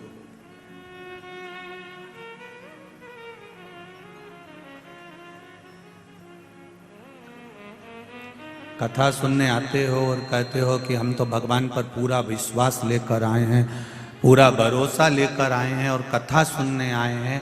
मुझे तो नहीं लगता कई लोगों को देखकर कि आप कथा सुनने आए हो। सवेरे 8 बजे से 7 बजे से 6 बजे से पंडाल में आकर बैठे हो, तो किसके लिए बैठे हो?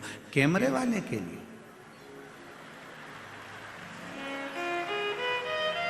जैसे ही कैमरा तुम्हारी ओर गया, अब कह रही थी कि भगवान हमारी सुनता नहीं है तो कैमरे वाले को सुना। जिसके लिए आए आप, जिसके लिए कथा सुनने आए हो तो कैमरे वाले से कहो। और बाद में कहते हो हम तो महादेव का, हम कथा सुनने गए थे, हम भगवान की कथा सुनने गए थे। अब तुम्हारा ध्यान तो कैमरे पर।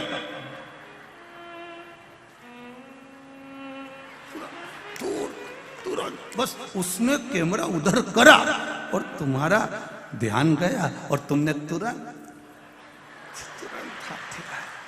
मुझे तो ऐसा लगता है कि घर पे बोल के आती होगी कि मैं सफेद कलर की बोतल हिला दूं, समझ लेना मैं यहीं बैठी।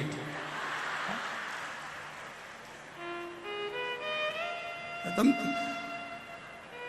ए सुधर जाओ रे, और नहीं सुधरो तो सिधर जाओ रे, थोड़ा तो सुधरो। और बाद में कहते हो हम तो कथा, उसने दिल से सुनी, एक दिन भी नहीं लगा रिजल्ट आने में। आया कि नहीं आया? ये पत्र आया, और ऐसे कई पत्र पढ़े अभी तो, ये पढ़ने बाकी है, ये तो थोड़े बहुत पढ़े हैं जो पढ़े हुए।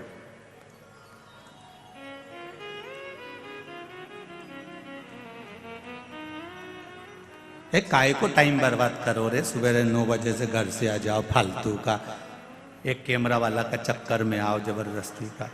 कौन के तुमको कि इनके देख के टाइम बर्बाद करो? कथा सुनना है तो दिल से सुनो। इशारा तुम्हारा नहीं होना चाहिए, इशारा मेरे महादेव का होना चाहिए, तो कथा का तो मतलब की कथा नहीं तो जरा से में कैमरा उन्नंग गया तुरंत कहा मतलब कैसा। शंभो शरण पड़ी मांगू घड़ी दुख काटो दया करी दर्शन आपो। एक माता ने पत्र में लिखा है, मैंने जो कथा वहां हुई थी पटवारी जी वाली, उस कथा को सुना था। उसमें मैंने बाबा से मांगा था कि बाबा मेरी बेटी का शादी नहीं हो रहा है, हम बड़े तकलीफ में थे गुरुदेव। सारे को दिखाया, कहीं बेटी का संबंध नहीं जम पाया।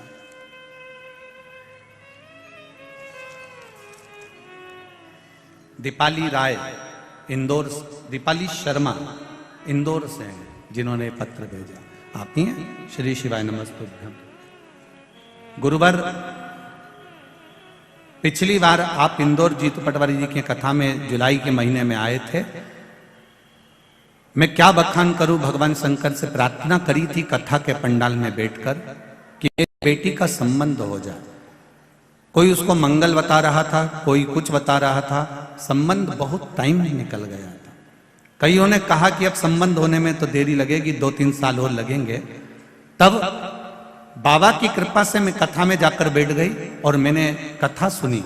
उस कथा को मैंने जब जुलाई के महीने में श्रवण करी, बाबा से कहा बाबा, वो सियोर वाला महाराज कहता है कि 3 महीने में बाबा देता है, मैं भी आपका इंतजार करूंगी।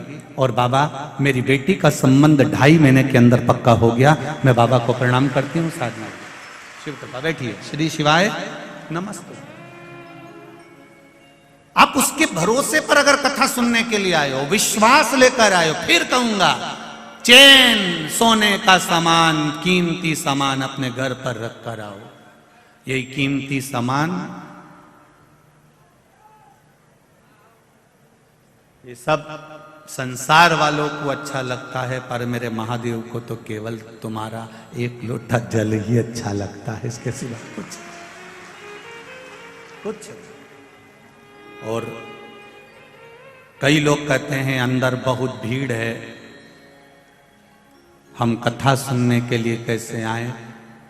हम पहले भी कथा में कहे हैं कि कबड्डी जो होती है, यहाँ जितने बैठे हैं ना, मेरे जीजा और भैरू जितने बैठे हैं, और इन्हें खूब, कबड्डी का एक रूल होता है कि दुश्मन की पाली में जाकर पाली को छूकर आना। तो करते कबड्डी कबड्डी कबड्डी कबड्डी करते, पाली छुए और वापिस आ गए। जो पाली छूकर आ गया और किसी की पकड़ में नहीं आया तो समझ लो कि वो जीत गया। ये निश्चित है, ये निश्चित था। आपसे भी निवेदन है, मान लो कोई कहे कि बहुत भीड़ है, साफ कथा में पांव रखने की जगह नहीं है, तो भी पाली तो छू के चले जाना। एक बार उसके दरवाजे तक आ गए, एक बार उसकी चौखट तक आ गए, शिव के शिवालय तक आ गए, उसके मंदिर तक पहुंच गए, उसकी चौखट तक पहुंच गए, उज्जैन महाकाल की नगरी तक पहुंच गए, फिर भले मंदिर गए ना गए, ओमकारेश्वर की धरा तक पहुंच गए, भले मंदिर गए चाहे ना गए, उसकी पाली तो छूकर आ गए, मतलब जीत गए निश्चित। तेरे मंदिर में आना मेरा काम है और मेरी बिगड़ी बनाना तेरा। तेरी चौखट पर मैं आ गया, अब दर्शन दिखाना तेरा काम है। कभी एयरपोर्ट जाना, फ्लाइट में बैठने के लिए जाओगे और अंदर जाकर एक बार तुमने तुम्हारी एंट्री कर ली, उसके बाद में तो एयरपोर्ट वाले तुमको ढूंढेंगे फ्लाइट में बिठाने के लिए कि दादा गया कहाँ, और तुम जाओ और बाथरूम में छुप के बैठ जाओ, मत मिलो। वो 25 बार अनाउंस करेगा, भैरू ओ भैरू, ने बार बार कहेगा कमला भाई किनांग है, ओके बुलाओ, ओके हवाई जहाज में बिठाना। तुम जाओ मत ही, तुम्हें जबरदस्ती पकड़ के हवाई जहाज में बिठाएगा, क्योंकि उसको मालूम पड़ गया तुम अंदर आ गए हो। अब तुम अंदर आ गए हो मतलब फ्लाइट तुम्हारे चक्कर में रुकेगी और तुमको बिठाकर ले जाएगी। इसीलिए तुमसे निवेदन, एक बार उसके दरवाजे तक पहुंच जाओ, फिर तो वो तुम्हें पकड़ कर ले ही जाएगा, ये निश्चित। तुम जाओ तो एक बार उसकी चौखट पर, तुम जाओ एक बार उसके दरवाजे तक, तुम जाओ एक बार उसके मंदिर तक, तुम जाओ एक बार महाकाल की नगरी तक, तुम जाओ ओंकारेश्वर तक, तुम जाओ उसकी चौखट तक, तुम जाओ उसकी शिव पुराण तक। वो तुम्हारे द्वार पर पहुंचेगा तुम्हारे दुख को मिटाने के लिए, भक्ति की अविरल भक्ति तुम्हें देने के लिए।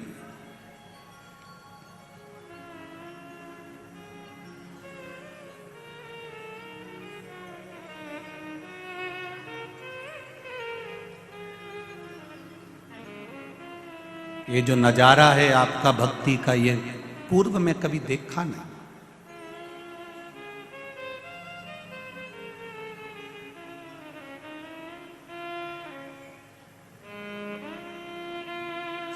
आज संपूर्ण मध्य प्रदेश के ज्योतिष आचार्यों का संघ हम जहाँ ठहरे हैं वहां मिलने पहुंचा था। सभी विद्वत ब्राह्मणों को नमन करता हूं, सभी ज्योतिष आचार्यों को।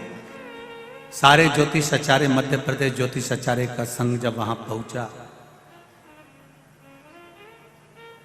बुजुर्ग ब्राह्मण जनों का जो भाव था, उन्होंने एक शब्द बड़ा सुंदर कहा, गुरुदेव महाराज मिश्रा जी, हमारी पूरी जिंदगी निकल गई, कई मंदिर ऐसे थे जहां पर जाले लगे होते थे, पर आज उन मंदिरों में भी लोग लाइन लगाते हैं, ये शिव की कृपा, ये शंकर की उदाहरण। ऐसा नहीं है कि पुराने समय में कथा नहीं होती थी, कथा बहुत होती थी। पहले कथाकार भी बहुत बड़े, कथाएं भी बहुत बड़ी, कथा भी खूब हुई, भीड़ भी खूब बड़ी। ऐसा नहीं कि भीड़ नहीं बड़ी, पहले कथाओं में भीड़ भी बहुत बड़ी, कथाएं भी बहुत बड़ी, कथाकार भी बहुत बड़े। आयोजन भी बड़े से बड़े हुए, पर एक काम पीछे रह गया था, लोग मंदिर तक नहीं जा पा रहे थे। वो शिव महापुराण ने उनको वहां तक पहुंचा दिया, मंदिर तक चलो। और यही करना कुछ नहीं है। तुम्हारे बेटे को तुमको एनर्जी देना है कि बेटा कर्म करो, पढ़ाई करो, आगे मंजिल तक वो पहुंचाएगा। इंटरव्यू देने तो जाओ, परीक्षा में तुम पढ़ाई करके तो जाओ, खेत में बीज तो बो, कुआं खोदो तो सही, जाओ थोड़ी मेहनत करो, फल जरूर मिलेगा। एक ताला और एक चाबी तुम्हारी ही है। ताला तुमने घर में लगा दिया, चाबी तुमने अपने पास में रख ली। रोज रोज ताला खोलोगे तो वो चाबी लग जाएगी, और ताला लगाए हुए 4-6 साल हो जाएंगे, 8 साल हो जाएंगे। उसके बाद में जाके चाबी लगाओगे तो लगेगी क्या? उसमें फिर आप कहोगे इसमें जंग लग गया है, उसमें जंग लग गया, हवा भी लगी, पानी भी लगा, उसमें मिट्टी भी लगी। तो चाबी वही है, ताला भी वही है, बस उसमें वो लग नहीं रही, खुल नहीं रही। फिर तुम जब समझदारी करोगे तो क्या करोगे? अंदर से कहीं से तेल लेकर आओगे, और फिर वो तेल ऑयल उसमें ताले में डालोगे, फिर थोड़ा सा यूं यूं बजाओगे, बजाने के बाद भी नहीं खुले तो फिर चाबी को थोड़ा सा घिसोगे, फिर तुमने चाबी भी घिसी परंतु फिर भी नहीं लग रहा। तो किसी ने कहा एक काम करो रे, एक डब्बा में घासलेट को तेल भरी लो, और घासलेट का तेल भर के ये ताले को में डुबई दो।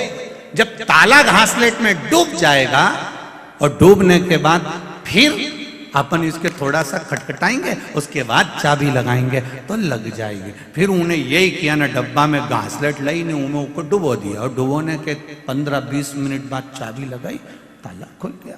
बस ये मन ताला है और भक्ति की चाबी है, इसको खूब लगाओ। इस मन में जब काम, लोभ, आसक्ति, वासना और तृष्णा जम जाती है तो ताला खुलता नहीं है, ये मन भगवान तक जाता नहीं है, खुल ही नहीं पाता। इसको बचपन में भी परमात्मा के पास ले जाओ, इसको जवानी में भी परमात्मा के पास ले जाओ, इसको अधेड़ी में भी परमात्मा के पास ले जाओ, इसको बुढ़ापे में भी भगवान के पास ले जाओ। कोई ये सोचे कि अभी कोई हमारी उम्र है, आराम से जाएंगे भगवान के पास। अभी कोई हमारी उम्र है, बचपन में भगवान का भजन कोई करता है, जवानी में कोई भगवान का भजन करता है, अधेड़ी में कोई भगवान का भजन करता है, तो समझ लेना ताले में जंग लग गई, फिर ये चाबी से नहीं खुलने वाली। फिर क्या करना पड़ेगा? तो के ये ताला नहीं खुले, ये मन, अगर ये चाबी भक्ति की चाबी से ये मन नहीं खुल रहा है, ये मन परमात्मा तक नहीं जा रहा है, तो फिर शिव महापुराण में ले जाके इसको डुबकी लगवा दो, फिर ये मन पूरा की पूरा खुल जाएगा, ये निश्चित। इसको खोलना पड़ेगा।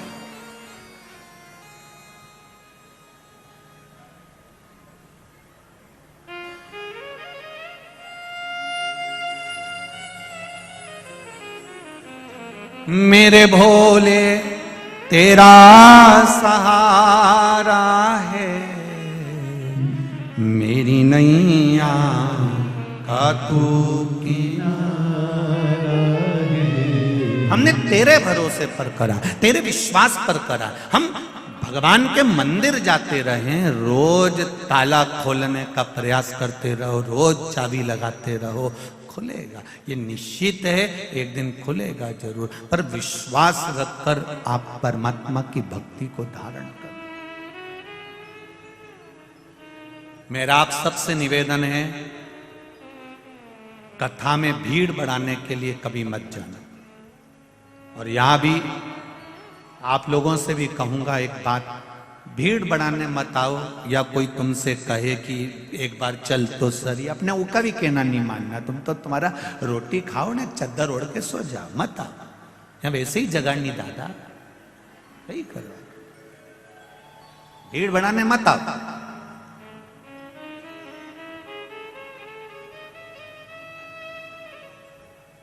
यहां भीड़ बढ़ाने की जरूरत नहीं है। या तो देव अधिदेव महादेव के पास आओ तो अपनी पीड़ा सुनाने आओ कि मेरे जीवन में ये दुख है बाबा, और मेरा विश्वास कहता है सारे दुखड़े तू हर गया डमरू वाले, तो मेरे दुख को देख कर क्यों डर गया डमरू वाले, तू मेरे दुख काटेगा ये निश्चित।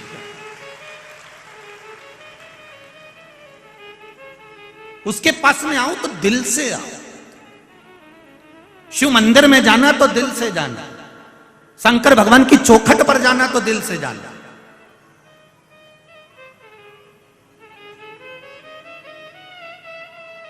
जरा सा तुम फोन पे बात करो और तुम्हारा मन नहीं लगे तो तुम्हारी धर्मपत्नी पहचान जाती, जरा सी देर में। वो मायके गई और तुमने फोन पे बात करी, उसने फोन लगाया और तुमने बात करी और तुम्हारा मन नहीं लगे नहीं तो उतनी देर में समझ जाएगा कहां हो। दिन भर फोन पे बात नहीं करते, कम से कम 5 मिनट तो अच्छे से कर लिया करो। कहां लगे हुए, तुम्हारा मन नहीं लग रहा मुझसे बात करने में। इतनी देर में तो बस वो समझ गई, मन ना लगा तो केवल फोन पर समझ जाते हैं।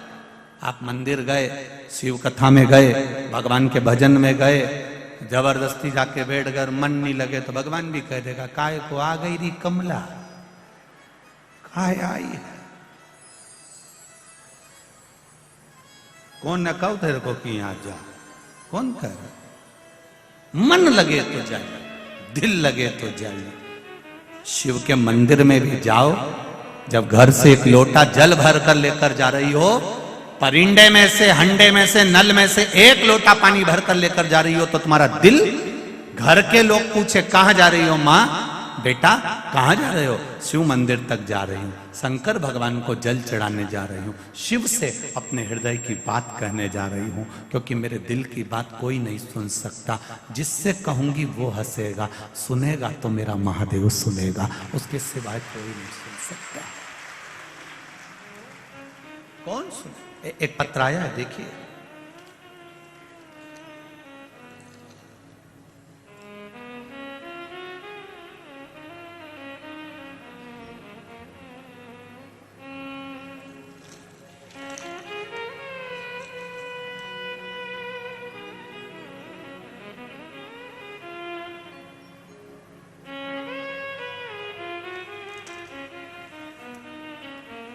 मैं कैलाश ममताबाई सीखी, ग्राम भीकुपुरा, पूजापुरा, तहसील बागली, धारा जी के निवासी हूं। कहीं बैठी हो तो हाथ हिलाइएगा,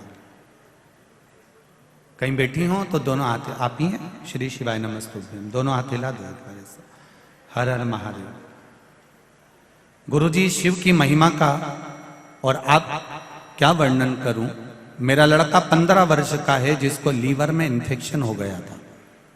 उसको मैं एप्पल हॉस्पिटल इंदौर लाया, जहां डॉक्टरों ने जांच करने के बाद उसके बचने की कोई उम्मीद नहीं बताई। कह दिया आप इसको घर ले जाओ। फिर उसकी रिपोर्ट लेकर 2-3 बड़े अस्पताल में हम बताने गए। सभी डॉक्टरों ने मना कर दिया कि इसका लीवर काम करना बंद कर दिया, कुछ दिन बिल्कुल डैमेज हो चुका है, इसका लीवर बिल्कुल काम नहीं कर रहा, शून्य पर आ गया और ये अंतिम पड़ाव पर है, जाएगा। विशेष जुपिटर अस्पताल जो कि 3 इमली इंदौर में है, वहां पर भी गए और डॉक्टरों से बोला कि आप एडमिट तो करो, कम से कम मेरे बच्चे को देखो। तो भर्ती करने का मना कर दिया। भर्ती करने के फिर हमने जब बोला तब जाकर बाबा की कृपा से उनको भर्ती करने के जांचें शुरू हुई। डॉक्टर ने बोला इनका लीवर खत्म हो चुका है, जिसका कोई इलाज नहीं है, आप पैसे बर्बाद मत करो, आप इसे घर ले जाओ, इसे कोई भी डॉक्टर नहीं बचा सकता। फिर मेरी पत्नी रात 10 बजे डॉक्टर के पास गई और बोली आपने अपना काम किया है, बाबा से विनती करती हूं मैं, आप इसका थोड़ा तो इलाज करो, मेरे बच्चे को बचा लो, 15 साल का है। काम करने, डॉक्टर कहते हैं हमें अपना काम करने दो, आपको जो करना है करो, हम 2-1 दिन रखेंगे, बाकी इसको छोड़ देंगे। फिर मैं बाबा की कृपा से मेरी सहेली को मैंने फोन किया, फिर उसने मुझे सीहोर का रुद्राक्ष दिया। वो रुद्राक्ष हमने जल गलाया, शिव जी को जल चढ़ाना प्रारंभ करा। शंकर पर चढ़ा हुआ जल लेकर आई। डॉक्टर ने मना कर दिया था कुछ देने से, हमने आधी चम्मच से भी आधी चम्मच उसको डॉक्टर से हाथ जोड़कर उस जल को उस बच्चे को श्री शिवाय नमस्तुभ्यम का मंत्र बोलकर पिला दिया। आप पर्चा टीवी पर भी पढ़ सकते हैं। सुबह 8 बजे की रिपोर्ट आई और 8 बजे की रिपोर्ट में उसमें जो वहां माइनस में जा रहा था लीवर, पूरा डैमेज की ओर था, तब हमने आधी चम्मच जब पानी पिलाया तो फिर शाम को 9 बजे रिपोर्ट आई। डॉक्टर ने कहा इस बच्चे का लीवर काम करना प्रारंभ कर दिया है और 40% ठीक हो चुका है। जब 40% ठीक हो गया, फिर हमने रुद्राक्ष को पानी में गलाया, फिर शिव जी को चढ़ाया और फिर पानी पिलाया। डॉक्टर ने 4 दिन के अंदर, हमारे उन डॉक्टरों को भी धन्यवाद देती हूं जिन्होंने 4 दिन के अंदर मेरे बेटे का लीवर 100% काम करना प्रारंभ कर दिया और मेरा बच्चा स्कूल जाने लगा, छुट्टी हो गई। हम बाबा को धोख लगाने, प्रणाम करने के लिए आए हैं। तेरी कृपा बिना कुछ नहीं हो सकता मेरे महादेव। मैं कैलाश गहलोत, मोबाइल नंबर मेरा ये है और बाबा की कृपा से हम प्रणाम। अब ठीक है बाबू, श्री शिवाय नमस्ते। बैठिए। हर हर महादेव। तेरी कृपा बिना ना हिले एक भी अणु, लेते हैं श्वास तेरी कृपा से तनु। हम फिर कहेंगे, कथा सुनने आप लोग आए हैं, भले आपको 4 घंटे लग रहे हो, 5 घंटे लग रहे हो, पर उसके द्वार पर जाकर आप कथा सुन रहे हो, बैठकर कथा सुन रहे हो। जितने लोग आस्था पर सुन रहे हैं, जितने लोग फेसबुक यूट्यूब पर सुन रहे हैं, मैं निवेदन करूंगा, मेरा बाबा क्या देगा ये तो मेरा डमरू वाला ही जान सकता है। मैं बताना, वो क्या देगा वो उसके हाथ में, ये उसके हाथ में। तेरी कृपा बिना न हिले एक भी अणु, लेते हैं श्वास तेरी कृपा से तनु तनु। बखान क्या करूं मैं राखों के ढेर का, चपटी भभूत में खजाना कुबेर का। अब दिल से रिझाओ। भगवान विष्णु जी ने, भगवान शिव जी ने ब्रह्मा जी से कहा, ब्रह्मदेव सृष्टि की रचना करिए और सृष्टि को आगे बढ़ाइए।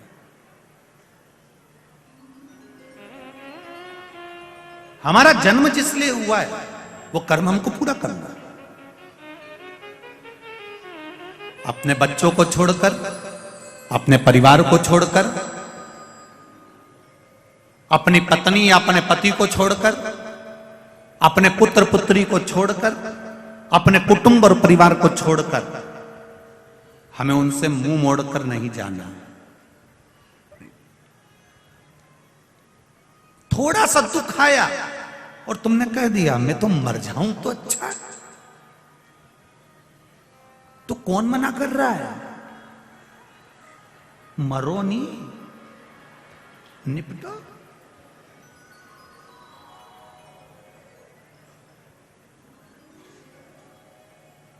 पर नहीं मरूंगी मैं अभी दिवाली पे तो हमने फ्रिज लिया है, फ्रिज का पानी दूसरा पिए और मैं यूं मरी जाऊं। नहीं मरो। मानव का शरीर मिला, इतना जोरदार मिला है। 84 लाख भी योनि है ये मनुष्य का शरीर। 83,99,999 योनि काटने के बाद ये शरीर मिला। कितनी योनियां काटी रे, माता का जू बने और किसी ने निकाल के ना अंगूठा पे धर के निपट ही दिया।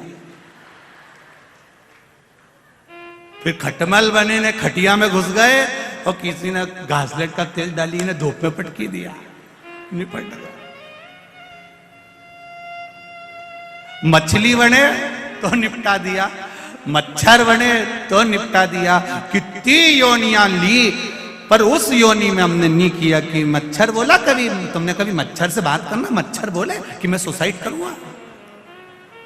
मच्छर भी नहीं बोले भले मैं नाली के पास पड़ा रहूं, भले मैं पड़ा रहूं, पर नहीं करूंगा सुसाइड, चाहे कुछ भी हो जाए, नहीं मरूंगा।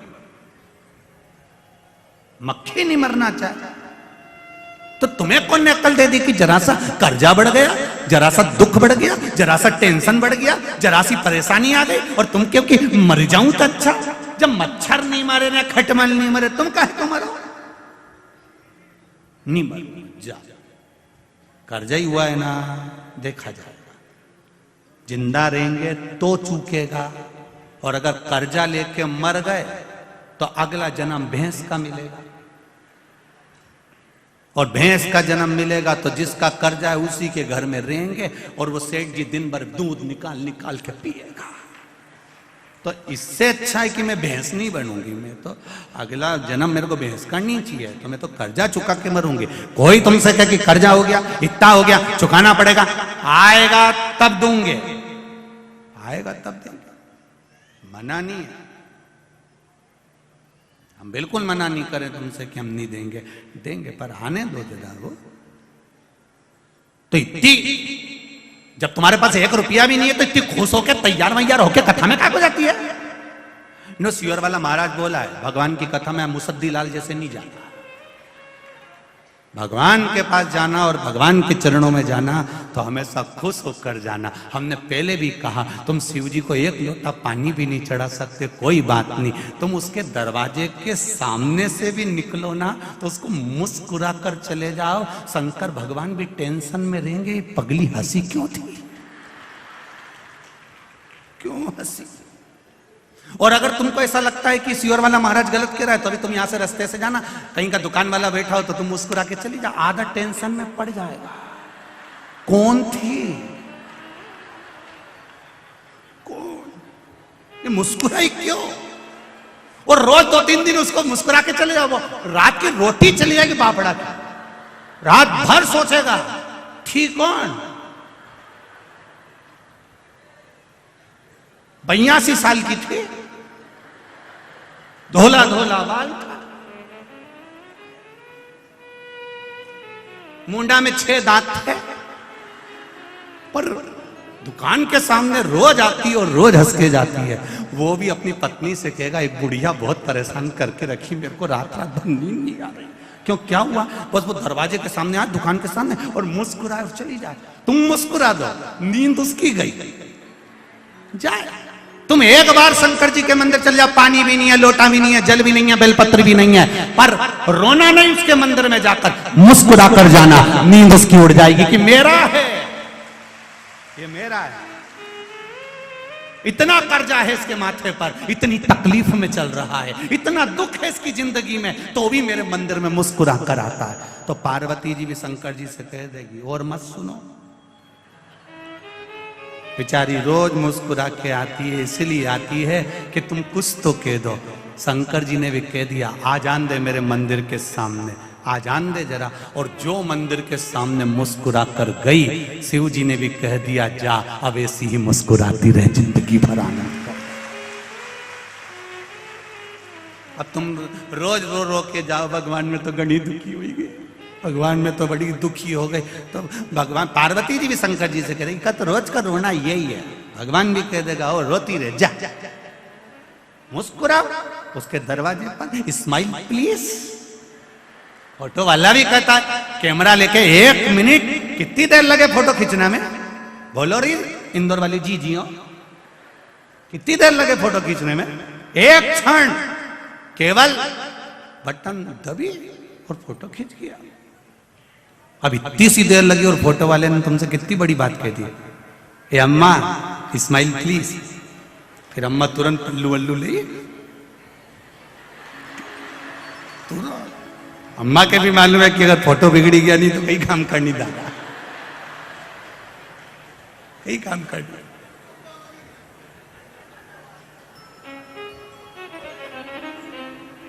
अभी कहीं हमने वो अखबार में पढ़ा था, किसी न्यूज में देखा था कि वो आधार कार्ड बन रहा था, वो वोटिंग कार्ड, हमने टीवी में और न्यूज में देखा था, तुमने भी पढ़ा होगा।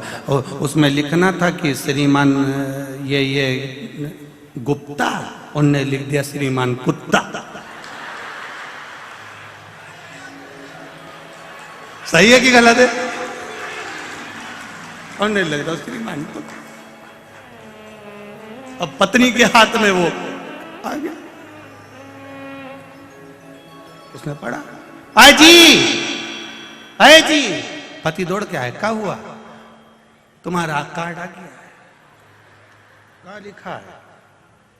तुम तो कुत्ता थे, अब वो यह कुत्ता कैसे होगा? विचार करिए। दादा बच्चे रहो, अब तुमने ये कैसे लिख दिया? उसके द्वार तक जाओ, दुनिया कहे कहने दो, फोटो वाला 1 सेकंड लगा था, 1 सेकंड में खटका दबा, फोटो खींच गया और फोटो खींचा बस। उसने बोला स्माइल प्लीज। उसने क्यों बोला? 1 मिनट की स्माइल 1 सेकंड की दी है और फोटो अच्छा आ गया। तुम्हारी 1 मिनट की स्माइल से अगर फोटो सुधर सकता है तो तुम्हारी 1 मिनट के भजन से जीवन सुधर सकता है। 1 मिनट का भजन तुम्हारे जीवन को सुधार सकता है। करो भजन, भगवान की भक्ति। 1 मिनट का समय निकालो, भगवान के मंदिर जाओ। हम पहले भी कहे 24 घंटा परमात्मा ने दिया है, 24 घंटा भजन नहीं कर सकते तो कम से कम 12 घंटा करो। 12 घंटा नहीं कर सकते तो 6 घंटा करो। 6 घंटा नहीं करो तो 3 घंटा। 3 घंटा नहीं करो तो 2 घंटा भजन करो। 2 घंटा नहीं करो तो 1 घंटा करो। 1 घंटा भजन नहीं करो तो 15 मिनट। 15 मिनट नहीं करो तो 5 मिनट। 5 मिनट नहीं करो तो 1 मिनट करो। और 1 मिनट भी नहीं करो तो चुल्लू भर पानी में डूब मरो। जब 1 मिनट तुम परमात्मा का भजन नहीं करो तो क्या मतलब कि ऐसा जीवन किस काम का कि 1 मिनट भगवान के लिए नहीं निकाला? रोज अपने घर पर क्यों मैं मंदिर जाऊंगी, भगवान शंकर को जल चढ़ाऊंगी, शिव जी को पानी चढ़ाऊंगी, मेरे बीच में कोई नहीं बोलेगा, मैं शंकर जी का गुणगान करूंगी, शिव मंदिर की ओर जाऊंगी।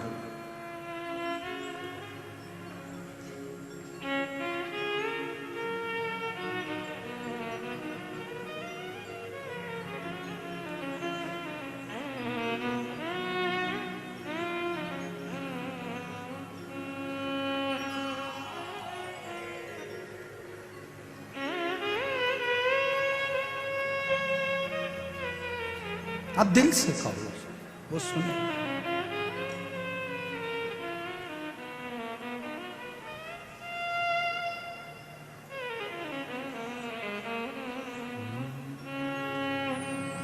अपने स्थान पर बैठकर भगवान शिव से अपने हृदय की बात कहें, दिल से बाबा से कहें, बाबा तेरे बल पर आई हूं, तेरे भरोसे। बाबा से श्री शिवाय नमस्तुभ्यं, श्री शिवाय नमस्तुभ्यं, श्री शिवाय नमस्तुभ्यं, श्री शिवाय नमस्तुभ्यं, श्री शिवाय नमस्तुभ्यं। भोला सब दुख काटो मां, ओ भोला सब दुख काटो मां। शिव शंकर जपो तेरी माला, भोले बाबा जपो तेरी माला। भोला सब दुख काटो मां, ओ भोला सब दुख काटो। भगवान अर्धनारीश्वर भगवान का दर्शन अपन करेंगे। भगवान अर्धनारीश्वर पधार रहे हैं, जोरदार ताली बजाकर स्वागत करें। अपने सिर पे पल्लू डाल के रखेंगे, चेन अंगूठी मोबाइल पर्स का ध्यान रखेंगे, मंगलसूत्र आदि का ध्यान रखेंगे। कोई वस्तु यदि आपकी खोती है तो उसमें समिति या प्रशासन जवाबदार नहीं होगा, इसका ध्यान रखिए। आपका सामान आपको सुरक्षित रखना है। हर हर